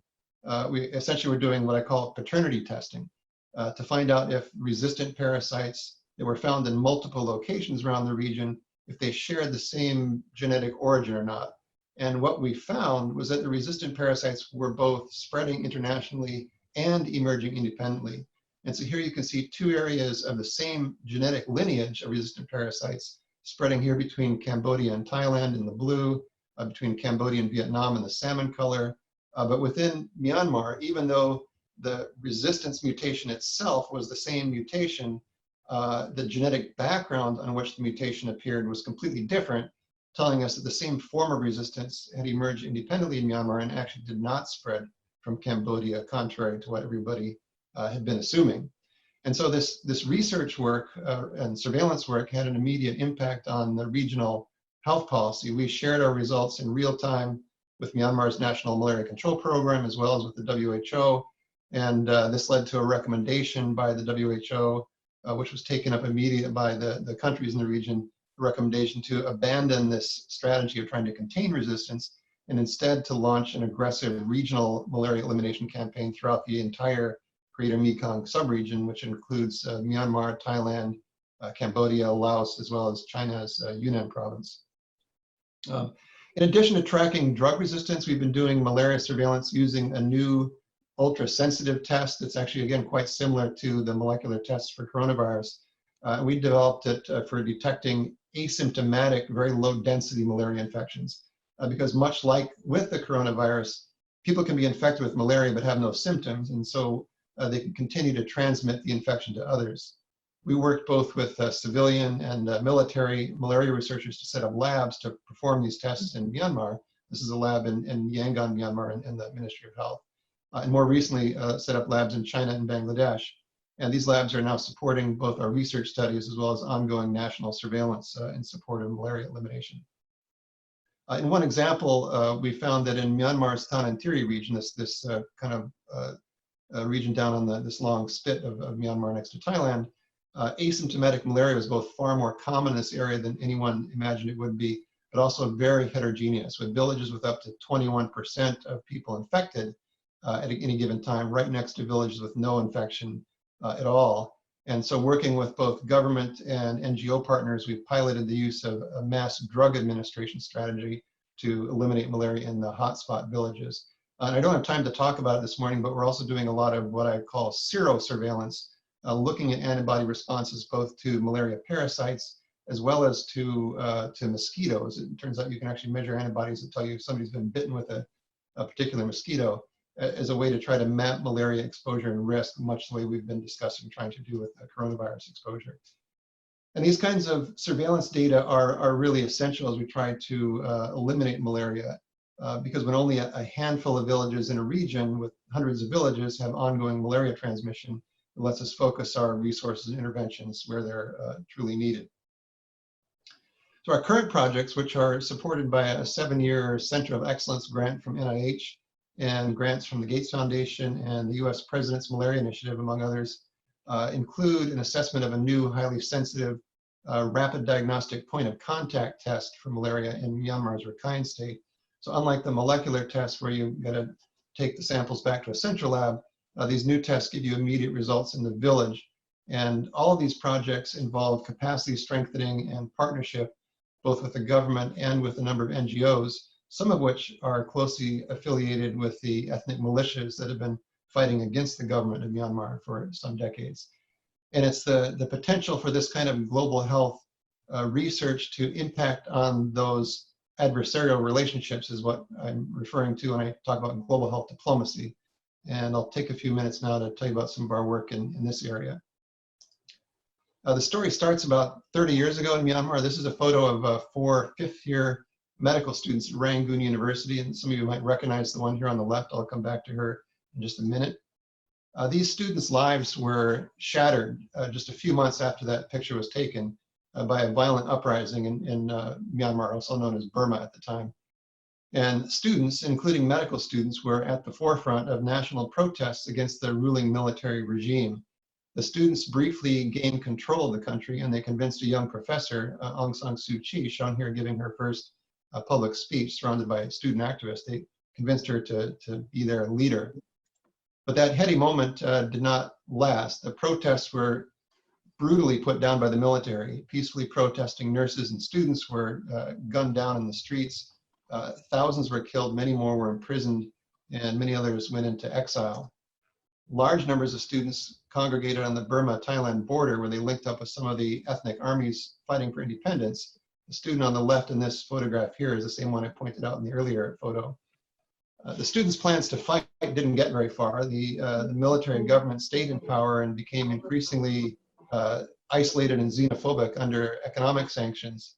The medical students pictured here lived briefly in Thailand as an illegal immigrant and then sought asylum in England before coming to the United States, where she started her medical training all over again and eventually became a malariologist. For many years, she was unable to go home. She was blacklisted by the government, which kept trying to take her into custody even after she became a US citizen. And she remained deeply opposed to any kind of engagement with the Myanmar government and fully supported the sanctions. And then there was another major uprising in Myanmar in 2007, this time led not by students, but by Buddhist monks. And once again, the government cracked down and protesters were killed and imprisoned. The so-called 88 generation of student leaders had always believed that at the time that if only the rest of the world, and especially the US, had known what was happening in 1988, they would have intervened. But after seeing the Saffron Revolution end the same way that the 88 uprising did, our former student rebels' thinking changed. Decades of sanctions, she reasoned, had accomplished very little, and maybe it was time for a different approach. And so by this time, that student rebel, whom you may have figured out is DGHI faculty member Miang Nguyen, was married to and working with another malaria researcher. We were the first foreigners ever to visit the Defense Services Medical Research Center in the hills outside of Myanmar's capital, Naypyidaw, in 2011. And we chose to work with the Myanmar government, including the military, despite its terrible record of human rights abuses, for several reasons. First, the places in Myanmar with the most malaria are precisely in the conflict areas that only the military can reach. We simply can't make progress against malaria in a place like this without working with the military, along with the Ministry of Health and the private sector. And we found that there were some very well-trained and dedicated military doctors and scientists working on malaria who shared our motivation to improve the health of the people of Myanmar. And finally, by engaging the military, we hope to begin building links between them and other groups within Myanmar who had all been working in isolation from each other. And around that time, things had really started changing in the political sphere there.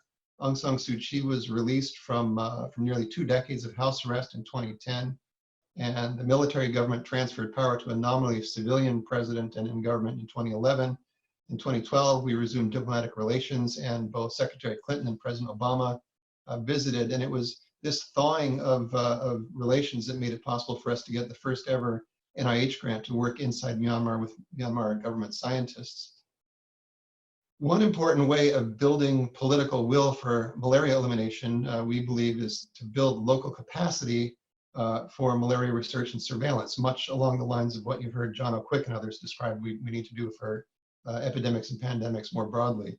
And at that time, openly discussing human rights with the Myanmar government was not possible, but what is the protection of human subjects and informed consent if not human rights?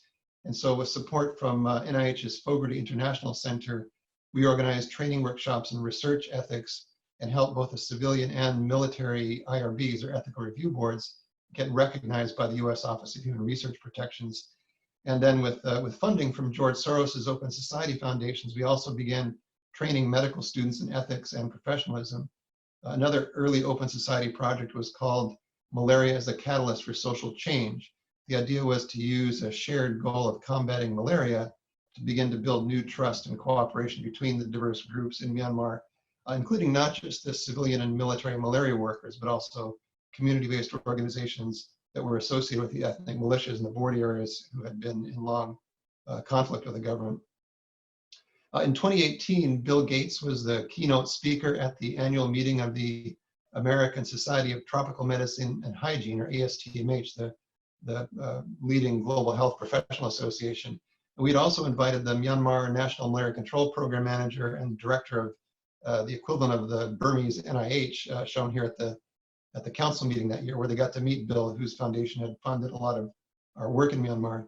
And during that meeting, we put the question to our colleagues from Myanmar. We asked them, could malaria elimination serve as a national reconciliation campaign in Myanmar, much like Nelson Mandela made winning the World Cup a national goal to help reconcile post-apartheid South Africa?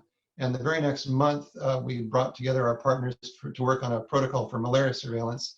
And here you can see Miang with a Ministry of Health malaria expert, the country director of an NGO that had been working with ethnic groups on the border that were then fighting with the government, as well as the Brigadier General, all having lunch together working on this protocol. And just a year earlier, a scene like that would have been utterly inconceivable. And then in 2015, we took it a step further, together with ASTMH and the Center for Strategic and International Studies, which is a bipartisan think tank in DC. We organized a conference on malaria elimination in Myanmar. The aim was to bring together partners from Myanmar who had these long histories of adversarial relationships and who had never sat down together to talk about anything before, to see if they could agree to work together to eliminate malaria from Myanmar. We were told that it would never work, that the opposition politicians would never agree to sit down with the government, that the ethnic health organizations would have nothing to do with the military, that they were still in a hot shooting war with. But I'm happy to report that it did work. The Deputy Minister of Health, the senior advisor to the president at the time, members of parliament from both the governing party and the opposition party, 2 brigadier generals from the military, as well as 4 leaders of ethnic health organizations from the border conflict areas. They all made their way to DC, where they were joined by leaders of the US President's Malaria Initiative, Gates Foundation, World Bank, the US military, and others. Here, just as a quick aside, you can see Admiral Tim Ziemer in the lower left, who was then the head of the President's Malaria Initiative, and he went on to lead the White House pandemic response team until that team was disbanded by the current administration. And I'll admit the meeting was a little tense at first when we got these groups together, but it ended with a unanimous consensus that malaria elimination was too important and too urgent to wait for free and fair elections or ceasefire agreements. And so here on the lower right, you can see a press briefing with the senior leader of the Karen Ethnic Health Organization, Deputy Minister of Health, Aung San Suu Kyi's senior political advisor, and the general. And it was just quite extraordinary to see these individuals publicly agreeing to work together on a global health goal despite their political differences.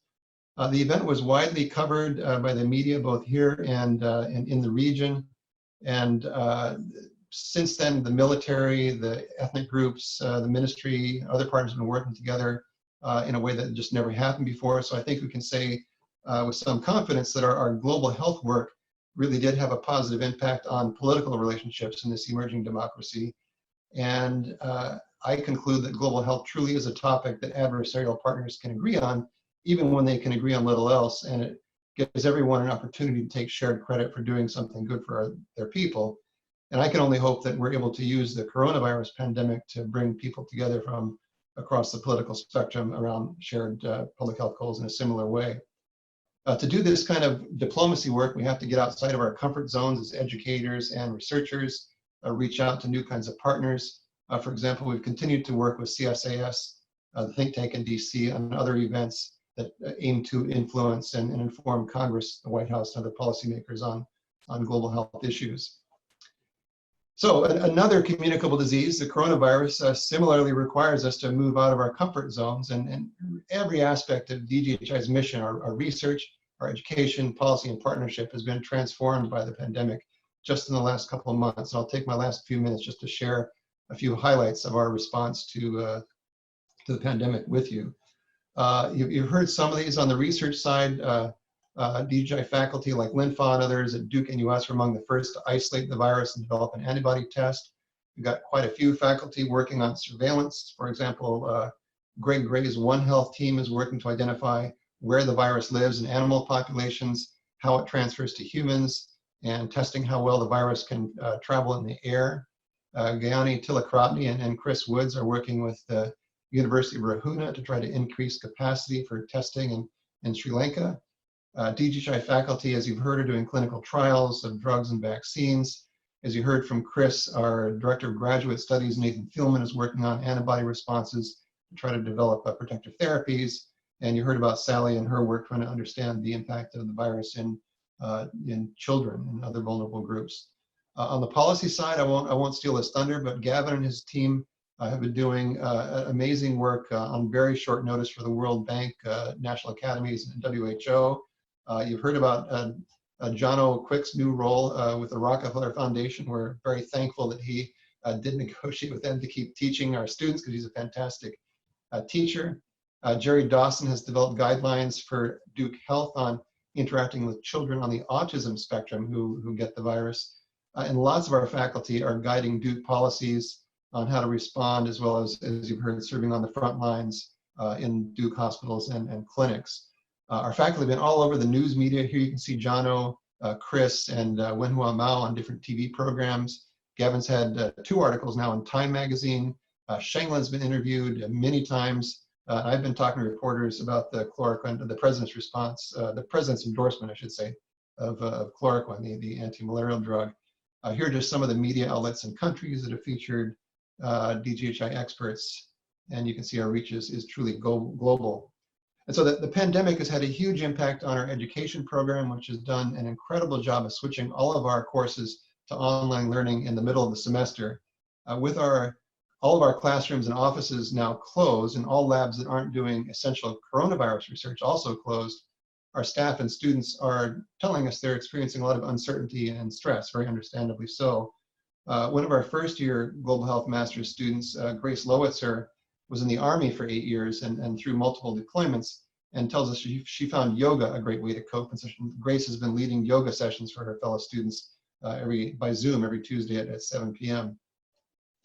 And last week, as I was talking with a couple of Duke deans, I used the term grim opportunity to describe the possibilities for making an impact that this pandemic presents to those of us who've been long committed to global health. One thing we all agree on is that there will be no recovery in the sense of getting back to where we were 6 months ago. Or I think it's clear that our world will never be the same. And along with the heavy sacrifices and loss, there will be, and indeed already are, new opportunities to make a difference through our research and our teaching, policy work, and I hope through global health diplomacy. So I've never been prouder to be part of DGHI, and I really want to thank all of you on the call today for your part in supporting our mission and our vision of health equity for all.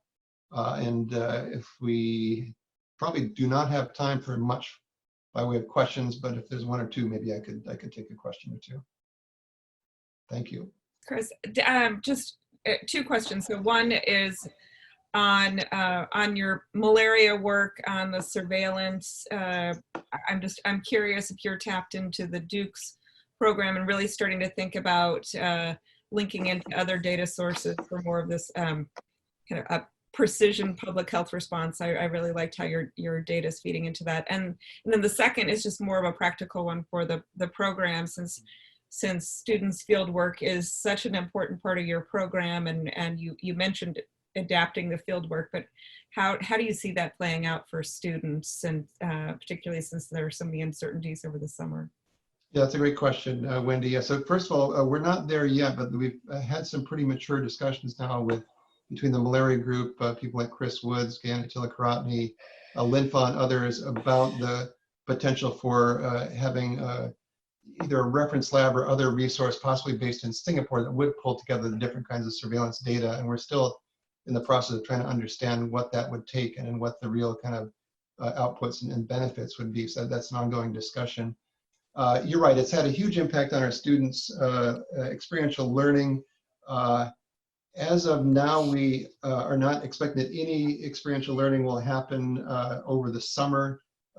It looks like the first summer session of classes will be canceled, but the second and third may go forward. If that happens, with the education team, we're looking at the possibility of students doing more of their coursework in those 2 summer sessions and having time to do experiential learning during the fall, of course, pandemic conditions permitting. And then the other thing that we've done is reached out to faculty to ask who has secondary data sets and other things that students can be working on right now and over the summer, for those who have to transition their projects to things that they can do when they're not going anywhere. And we've had a terrific outpouring of options and opportunities from the faculty. Go ahead, Gavin.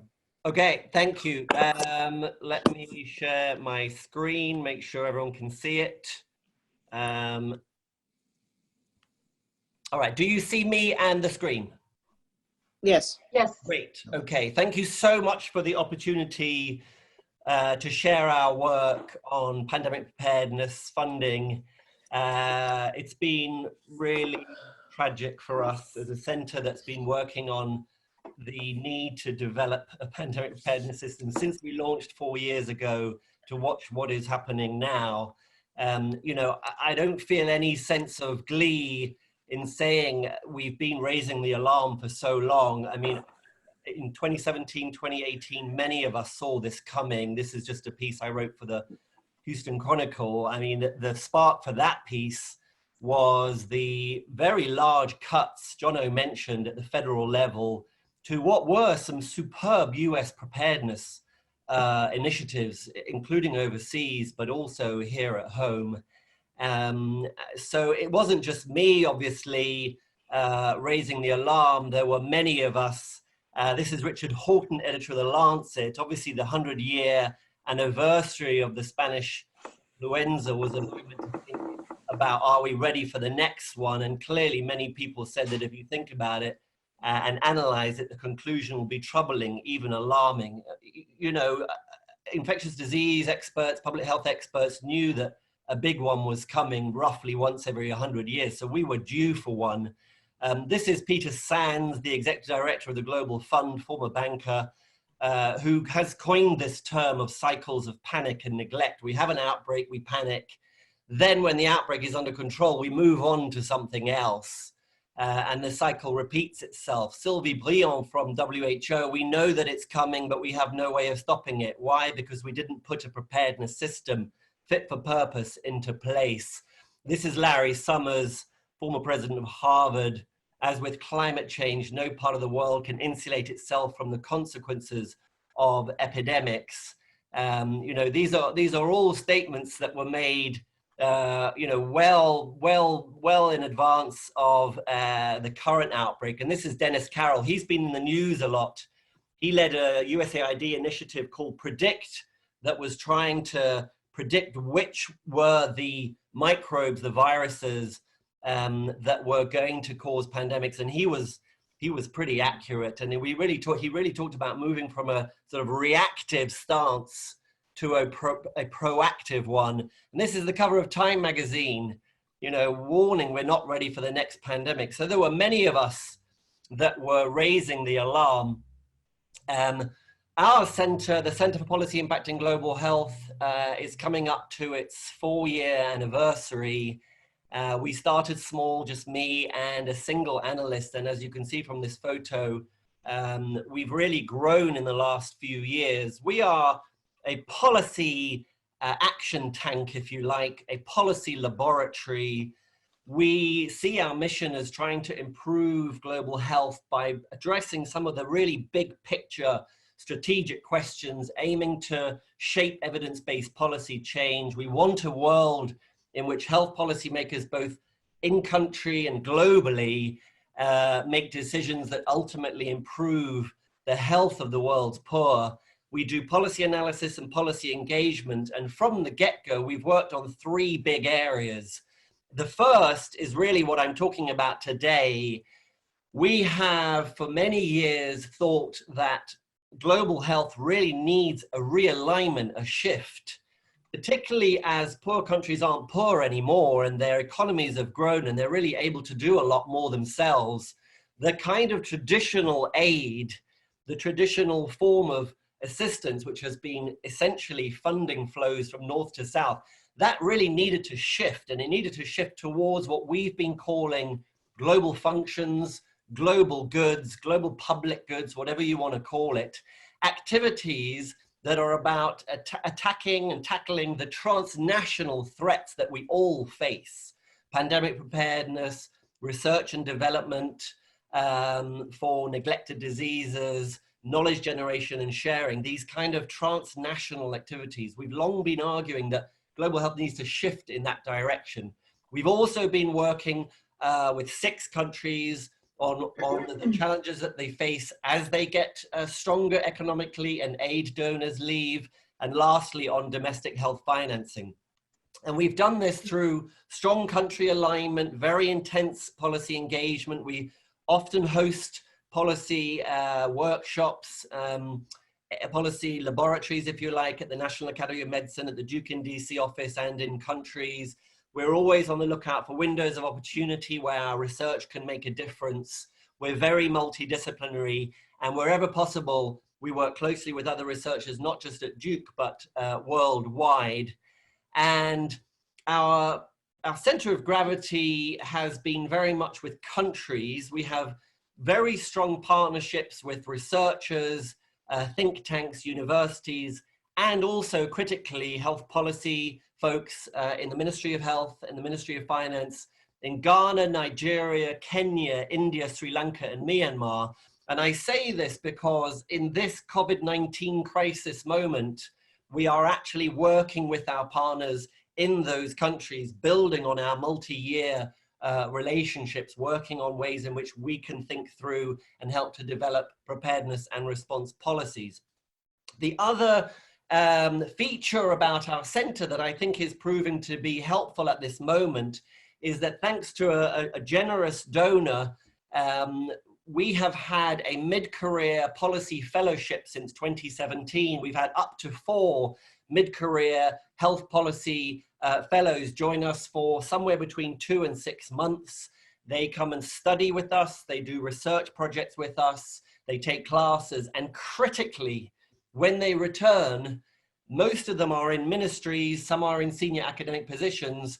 We continue to work with them. So we now have this remarkable cadre of people. This was our first set of fellows from Nigeria, Ghana, Mongolia, Ethiopia, and India. We've just said goodbye to this latest cohort of fellows, also Nigeria, Ghana, and we had our first Fulbright Commission visiting scholar as well. And we've been in touch with them very regularly during this, and we're finding ways to work with them in the response. And the last thing that I wanted to say before really specifically talking about how we break cycles of panic and neglect is that we also have a really astonishing international steering committee for our center. Some are professors here, as you can see, from Duke, from Erica Field, John O'Quick, Mieng, Sarah Bameo, but we also have remarkable folks from the multilateral system, the bilateral system, the donor system, for example. We have the chief economist for Africa from the World Bank. We have Ghana's former Minister of Finance, and it really helps us enormously with those linkages to policymakers. So even before COVID-19, in this work in segueing, pivoting towards global public goods or global common goods, this is some of the work we had been doing on, for example, pandemics and the poor. I worked with Larry Summers on Global Health 2035, the Lancet Commission on Investing in Health, that really talked about this realignment. I've been part of a WHO, a World Health Organization expert panel on how you finance these global goods. And we've done a lot on the economics and financing of pandemic preparedness.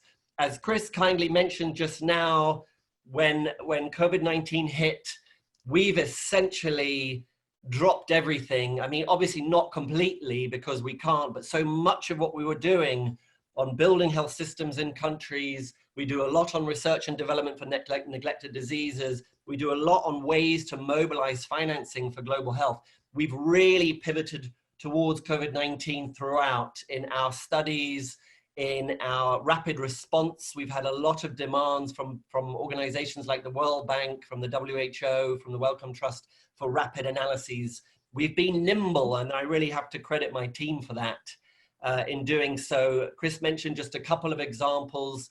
Mohammed Pateh, who directs health, nutrition, and population at the World Bank and remains a Duke professor, asked us to drop everything to work on a plan for funding and manufacturing COVID-19 vaccines. We had about a week to do that. Literally, my team worked around the clock. We didn't really sleep for the week, and it was, I think, I'm quite proud of the work we did on that. And now we're part of the World Bank led task force that's taking this work further over the next 3 months. We have a weekly meeting. We just published a piece in the Lancet on that. And then, as Chris also mentioned, Victor Tsao from the National Academy of Medicine and Jeremy Farrar, the director of the Wellcome Trust, did the same. They said, you know, given the work you did at the World Bank, you did a great rapid response job. Can you do the same for us? Us being the Global Preparedness Monitoring Board. They are both board members. Could you help us estimate what the emergency response needs are right now? So that's something else that we did. And my whole team have been doing a lot of media engagement. Wenhui Mao and ourselves have been doing a lot of television appearances, BBC, MSNBC, some of the international cable news. And I'm now a regular columnist for Time. I have a piece coming out this week on access to vaccines. And there's one piece that I did for Time on couple of weeks back on what the US could do to follow South Korea's successful modeling. That's had a lot of impact. And my team have talked a lot amongst each other about, I mean, we're getting media requests literally every day, multiple requests. We've got so much else on. Why do this? And I do think that this is a moment for us in which we're finding there is a real thirst and a real hunger for sound public health messaging, for helping to explain quite complex issues. And I know that anytime that I do media, same with Wenhui and others from our team, we get a lot of responses and letters from people saying thank you. I've been doing a lot of work, for example, on prisons, jails, and detention centers. And I've been getting a lot of letters back. I organized, for example, with the Justice Collaborative, a letter to our governor on ways to prevent outbreaks in prisons, and there was a lot of good pickup on that. So in the remaining time, I just want to dig into the topic that I was asked to talk about, which is how we can, obviously we are still in response mode, right? So no one's talking right now about getting a system in place for the next one, but the next one is coming. I mean, the next one is probably, to be honest, another wave or 2 waves or 3 waves, i.e. simultaneous outbreaks of COVID-19 worldwide. But beyond that, we are going to have more pandemics in the future. So I want to say a little bit about this realignment that we've been talking about, making the case for why we have to invest in epidemic and pandemic preparedness, a case that we've been making for years. This time round, we might actually get somewhere. When I talk about investment, what do I mean? I actually talk about 2 things, a national plank and a global plank. I want to mention the preparedness price tag, and lastly, how we're going to raise the money. So let me say briefly, this realignment that we've been talking about, I guess for 7 years now, originally with the Lancet Commission on Investing in Health, chaired by Larry Summers. In that work, we talked about how the world could achieve what we called a grand convergence in global health by 2035. That is a universal reduction in avoidable deaths from infections and maternal and child health conditions. This slide happens to show the under 5 mortality rate. It could converge by 2035 on a low rate. But we argued that one of the things that we're going to have to do to make that happen is to realign our global health investments. You can see global health investments, if you like, as having 2 kinds. One are country specific, that is a rich donor, perhaps USAID or PEPFAR or Gavi, the Vaccine Alliance, funds an individual country, an individual low-income country, and that country alone benefits. And clearly we have to do that when that country is a low-income country. That helps them control diseases and strengthen their health system. However, as I said at the beginning, many low-income countries aren't poor anymore. And there needs to be a shift, we argued, over time as countries emerge from needing aid towards these global functions, supporting global public goods, like knowledge generation, research and development, the development of tools for pandemic control, towards managing cross-border threats, including, of course, the movement of risk factors for non-communicable diseases like hypertension and diabetes, and strengthening global health leadership. I mean, the WHO has done better, I think, on COVID-19, but in the past, we as an international community massively underfunded them. So we have argued that there needs to be a shift towards funding global functions. And we know, as I said, on pandemic preparedness, I mean, this is a slide that summarizes some of the recent epidemics and pandemics. They have been getting more frequent. We are going to have pandemics again. There are 3 things in life that are certain: death, taxes, and pandemics. And this is a study that we did. It came out in 2015. I think it was the first study of its kind from our center, where we looked at how much the world was actually spending on these global functions, global public goods, global common goods, whatever you want to call them, versus country-specific direct support. And I'm not arguing that we should be cutting support to countries, of course not. What I am arguing is that we clearly were asleep at the wheel. We were spending way too little on tackling these transnational threats. We were spending, for example, only around 200 million on global level pandemic preparedness activities, like global surveillance or the stockpiling of vaccines or the stockpiling of personal protective equipment. I mean, that is absolutely massively not commensurate with what the threat was like.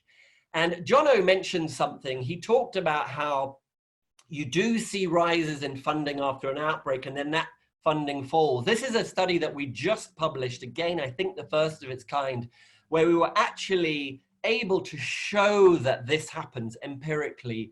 We looked at funding for these global public goods, and we did find that the proportion of total aid for global public goods, the dark green, did rise after Ebola, the 2014 to 2016 Ebola outbreak, and then it fell again. So we do see these recurring cycles of panic and neglect.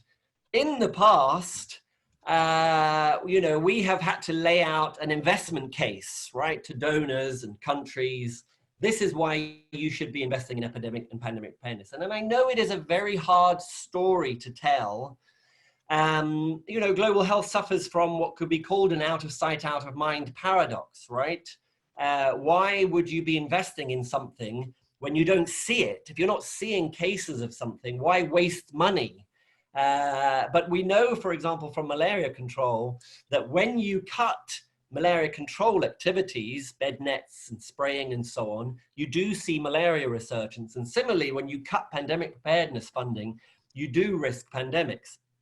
And so here's a piece that we did back in 2017. The G20 Global Health Group asked us to prepare an economic policy brief for them rapidly. We did that in conjunction with CEPI, the Coalition for Epidemic Preparedness Innovations in Norway, the body that is really coordinating a lot of the vaccine development efforts right now. And we said that clearly that if we're not prepared, you know, we risk massive loss of life and economic devastation. And at that time, you know, we talked about the highest risk being for coronaviruses, pandemic influenza, and perhaps the lowest risk being for Ebola, Lassa, and Marburg. This is a slide that Dennis Carroll, who I mentioned earlier, who's been in the news a lot as the former director of PREDICT, very kindly lent me, where he just mapped out the economic losses from previous epidemics and pandemics, probably H1N1 having the largest losses to date, something like $55 billion worldwide. You know, COVID-19, the best estimates are that the losses are going to be something like 1 to 2 trillion. So that is larger than all previous epidemics and pandemics combined. The other sadness, of course, is that investing in pandemic preparedness is actually fantastic for your economy. It is creating jobs. It is an investment in many other things. And the Global Health Risk Framework report that came out of the National Academies of Medicine, quite a well-known pandemic preparedness report, estimated that every dollar we invest, we get $7 back, a very extraordinary return on investment. And one thing that we have done a lot of work on is showing that this shift that I've been talking to my students about for so many years, they're so bored of hearing it, this shift that I think needs to happen in global health. I've been saying to my students, look, I don't think the careers of the future involve you, perhaps as an American, flying into a poor country and delivering services. I think those days are over. I think the future of global health is in these shared activities, these activities that tackle transnational threats, and they would benefit the poor. We know, for example, that funding for these global public goods is actually less prone to what's called aid substitution. What do I mean by that? We know that when we give $1 of health funding to a Ministry of Health in a poor country, they cut their own health budget by about 70 cents on the dollar. It's called aid substitution. You may have seen this awful word, fungibility. Global public good funding is less prone to that, and so may have a benefit long term. The other benefit, of course, is that the kinds of activities that we're talking about, research and development for tackling diseases of poverty, bringing drug prices down through things like the pooled purchasing of drugs or vaccines, controlling antimicrobial resistance, controlling drug-resistant TB. These activities would preferentially benefit the poor and address what's called the middle-income dilemma. The middle-income dilemma is the fact that most of the poor are now in middle-income countries which are economically strong enough to be funding their own health services and yet aren't always reaching the poor. Funding of global public goods could help to benefit the poor the most. And lastly, as I've mentioned before, at least a dozen countries are going to be graduating out of aid, direct aid, country-specific aid in the next few years. So there is an opportunity to reallocate that aid towards global functions.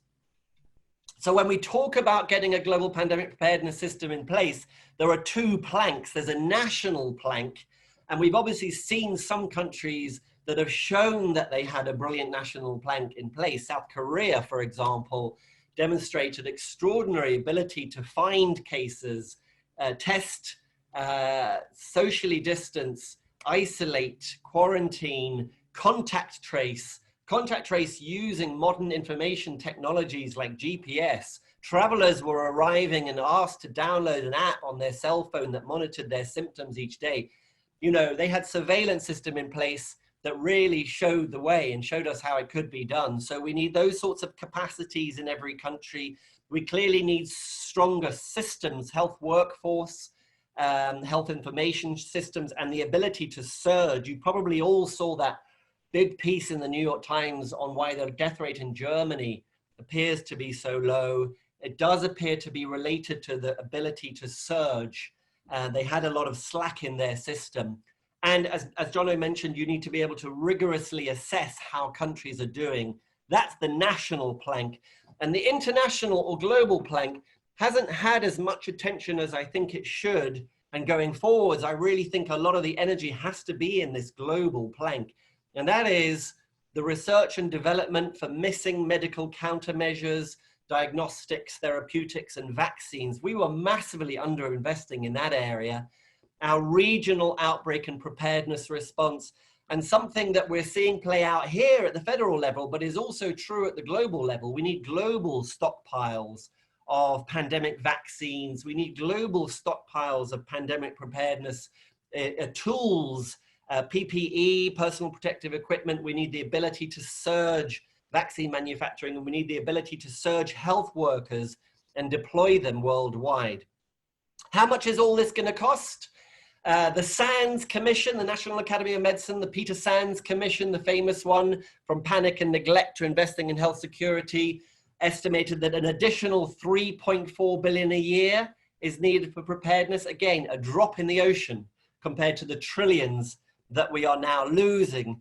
And in this table, I've gone further and said, okay, that's pandemic preparedness, but what about some of these other global functions that I've been talking about, these other transnational activities like eradicating malaria or polio, developing products for neglected diseases, strengthening the WHO, procuring drugs for cancer and heart disease at lower prices for poor countries, and doing better at implementation of tools. That price tag, we estimate, our team estimates, is an additional 11.5 billion a year. Just to put that into perspective, we're spending about 20 billion a year on aid for health.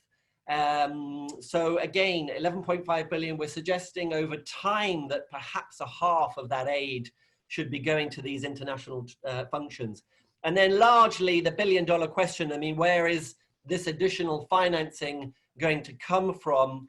We published a paper that came out in December. We are revisiting it and resharing it now since it's so opportune, where we try to analyze where additional finance might come from. Essentially, there are three overall ways to do it. One is to mobilize additional resources. One is to try and do better pooling what we already have. There's probably some efficiencies there. And the third is to strategically purchase what we need. So in terms of mobilizing new resources, there are compulsory ways to do that, for example, through taxation. There are voluntary ways to do that. As I mentioned, CEPI, the Coalition for Epidemic Preparedness Innovations, is mobilizing money right now just for vaccine development. There is a risk that there will be too many of these efforts, which could cause fragmentation. And as I said, reallocating aid away from countries towards global public goods as poor countries get richer.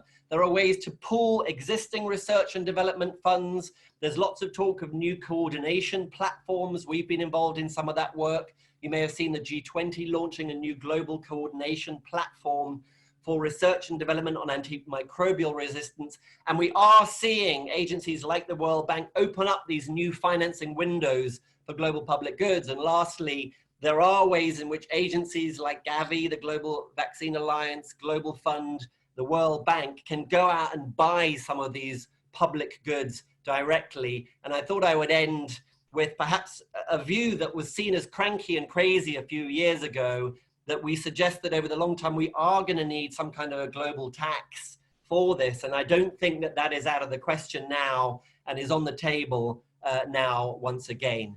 So thanks very much. And I look forward to any questions that you may have. Thank you, Gavin. That was really fantastic. I don't know if you're getting any sleep at all these days, but yeah, it's just been amazing to see. The problem is our toddler, our 4-year-old, in the midst of this seems to have regressed. I think it must be quite common. So he's now not sleeping again and he's having tantrums and he's biting. I think that's a COVID-19 thing. I bet if anyone else has toddlers, I bet that's happening. Yep. So Tom Gorey has got a question. Go ahead, Tom. Am I unplugged here? Yes. Yeah, go ahead, Tom. Go ahead, Tom. Okay, Gavin, good to see you. And that was brilliant. I love it. I love it because I think you're doing great things and doing great things in other areas. So in my second failure of retirement, I'm sort of helping the U.S. Chamber of Commerce in an initiative called the Global Initiative on Health and the Economy. And so we have undertaken studies in Australia to show what the impact of NCDs are on the economies of countries. And if you do something, initiating it early, you can prevent your economy from going south. It makes sense because if people are sick or they're not working or they're using the healthcare system, they're not participating in the economy, and you can't tax everybody 100%. Yeah. I think some of the approach and some of the analysis and some of the things they're doing might be very applicable to some of the things you talked about, and might be a way to maybe leverage a little bit of something that's going to be a study coming out that might be applicable for you. So anyway, we can talk to me separately on this, but I would love to chat with you about. I think that would be fantastic, to chat with you about and to get linked in. I mean, what is interesting about what's happening now is that there are people coming together in ways that I think they weren't before, which is really refreshing. And I think, for example, our work needs to be plugged in with business much more, with understanding what the Chamber of Commerce is thinking. I mean, even just on contact tracing, we are going to need, this country is going to need millions of people, millions, to do contact tracing. We've got to find a way of connecting up folks who are unemployed, who could be quickly skilled in this. I mean, there's just got to be a whole, as Mark said right at the beginning, just a whole new way of thinking. And you're right, on non-communicable diseases, the business case, and something that also came out of Davos, has been a real alarm bell that has got companies to act in very interesting ways. And I think that the more that we can link, that we as researchers can link with the business community in making some of these arguments, the better. Yeah, I think the idea that is, if you think about who are the most at risk, for the COVID-19, it's actually all the people who have NCDs. So there is a reason, there's an extra reason here that if we can keep them healthy or take care of eliminating that problem, then the pandemic might not be quite as bad next time. No, I think that's right. I mean, I think that, again, it's early days. There's lots of theories and hypotheses. I think the early reports of high case fatality ratio in Louisiana and New Orleans, it does seem to be linked to high background rates of non-communicable diseases. The other thing that some of my non-communicable disease epidemiology colleagues are saying is that if we are really locking people down, and in Britain, they may even stop people going outside and taking walks, what will the consequences of long-term immobility over a year to two be as well? That's another, another angle on this. Anyway, send me your presentation or give it put it through the system, and then I will send you stuff. Okay, I'm keeping an eye on the group chat. I'd actually quite a good way of seeing who has a question. Jack Leslie has a question. No, just go ahead, Pop. No, you go ahead, Pop. Okay, Pop. Gavin, thank you so much for a brilliant presentation and a lot of great information. I wanted to ask the question about Africa and what is your crystal ball telling you? Because we are beginning to see these two trends. Some people are saying, you know, the continent is young, etc. It's warm. Maybe the problem is not going to be serious. But there's also the Antonio Guterres is saying now is the time to really support the continent, because with the weak health system, we're going to see just incredible number of casualty with this. What is your crystal ball telling you about Africa? And is this going to be a next kind of a big wave after Asia and Europe and America? Then it's going to be the Africa. Be where it's going to end, and that's going to be pretty bad. I think the first thing to say is that you know way more about this than I do. I'm very happy to share my thoughts, but honestly, No, I'd love to hear your thoughts. I mean, for what they are worth. I mean, a couple of things. Firstly, Tedros, so the WHO Director General, has gone public to say, I'm very, very worried of Africa being the third wave. As you said, Asia was the first, Europe and America is the second. Cases are rising, deaths are rising. But I think it's really interesting, and Jono alluded to this earlier, that we have been going around the world the last few years giving countries scores, right? There's been this process called the Joint External Assessment. You know, smart people fly in, they assess your country, they say, you're ready or you're not ready. The US and the UK apparently were very ready, and clearly we both are following extraordinarily parallel paths of where leadership did very little, thought it wasn't going to be so bad, didn't scale up testing, etc. In contrast, there are many countries in sub-Saharan Africa that I think are doing way better than the US and UK did, including Nigeria, for example. Now, some of that is because, you know, they may have other platforms in place.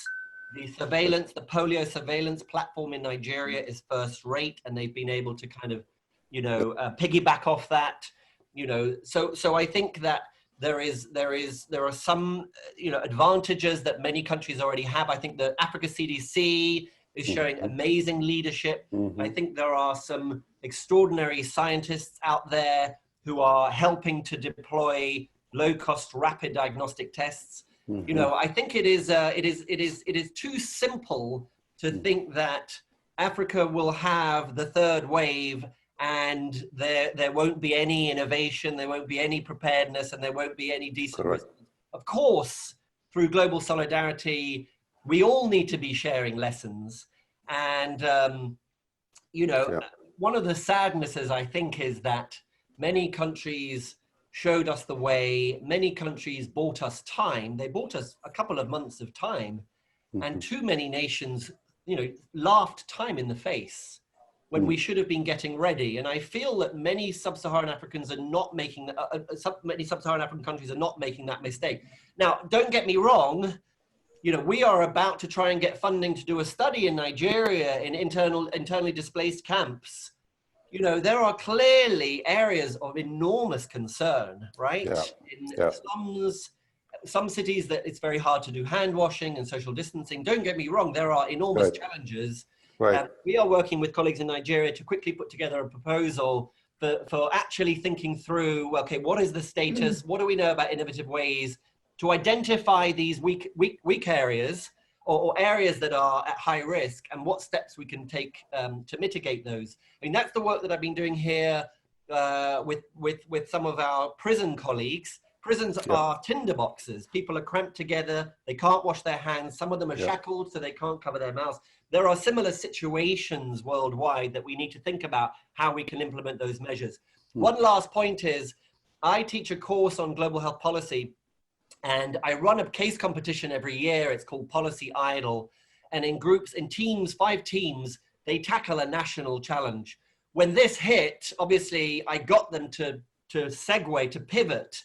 And each team has now been working on a pandemic preparedness, a COVID-19 preparedness and response plan. Cambodia, Kenya, Nigeria, 5 countries, working with people on the ground, actually, phoning people, trying to understand the situation. And so again, this is a time that I think there's great solidarity right now. The research collaborations that are happening worldwide, I've never experienced anything like it. And with all the criticism of China, for goodness sake, they shared the viral sequence, and within 63 days, we had a needle in an arm in Seattle. That is unprecedented. And I think that there's a lot of there are a lot of things that went wrong. I wish the world had been prepared. There's also a lot. Hey Gavin, we're right at noon right now, and I think Jack had if your question is a quick question, I want to be sensitive to time. Yeah, no, I mean it might be too long. I guess a point, Gavin, a great presentation. Thank you. But you know better than most that all of those points won't go anywhere without political leadership. And sure. You've talked about obviously our disappointment in the UK and the US, but are there at least some, and maybe we can do this offline, are there some individuals who really will take this and become, the tip of the spear on the political leadership side for advocacy? That's a great question. We need some of those people. If we don't have one or two who are willing to take on that role, it's going to be very hard to get all of the things that you mentioned. I agree. No, I totally agree. I mean, I think this is all about political will now. I would say that I think there are country leaders who get it. Angela Merkel, for example, I think some of the Scandinavian leadership gets it. There are some individual people who I could name who I think are really pushing this issue forward in an incredibly helpful way. Maybe I could just call out one, Richard Hatchett. He used to lead BARDA here in the US and is now the head of CEPI. He has the ear of world leaders and I think is really moving the conversation in a very positive direction. So yeah, I think that the political economy piece of this is really important. Terrific. Thank you so much, Gavin. And I really want to thank everyone for attending this meeting in a virtual way. I thought it went incredibly well since this is new technology for a lot of people, including myself. But we really appreciate it. We do have our next meeting. It is scheduled in person in Durham, with fingers crossed that happens. It'll be Monday and Tuesday, October the 26th and 27th. And I am certain there'll be a lot of follow-up and a lot of lessons learned from this pandemic. Hopefully it will be a little bit less in the news and apparent in October. But really, thank you all very much, and feel free to get a hold of any one of the presenters privately by email or phone call. I'm sure they'd be happy to chat with you. But look forward to seeing you all in 6 months, and please stay healthy and safe. Thanks, Dave. Bye, everybody. Take care. Thanks all. Bye-bye. Take care now. Bye.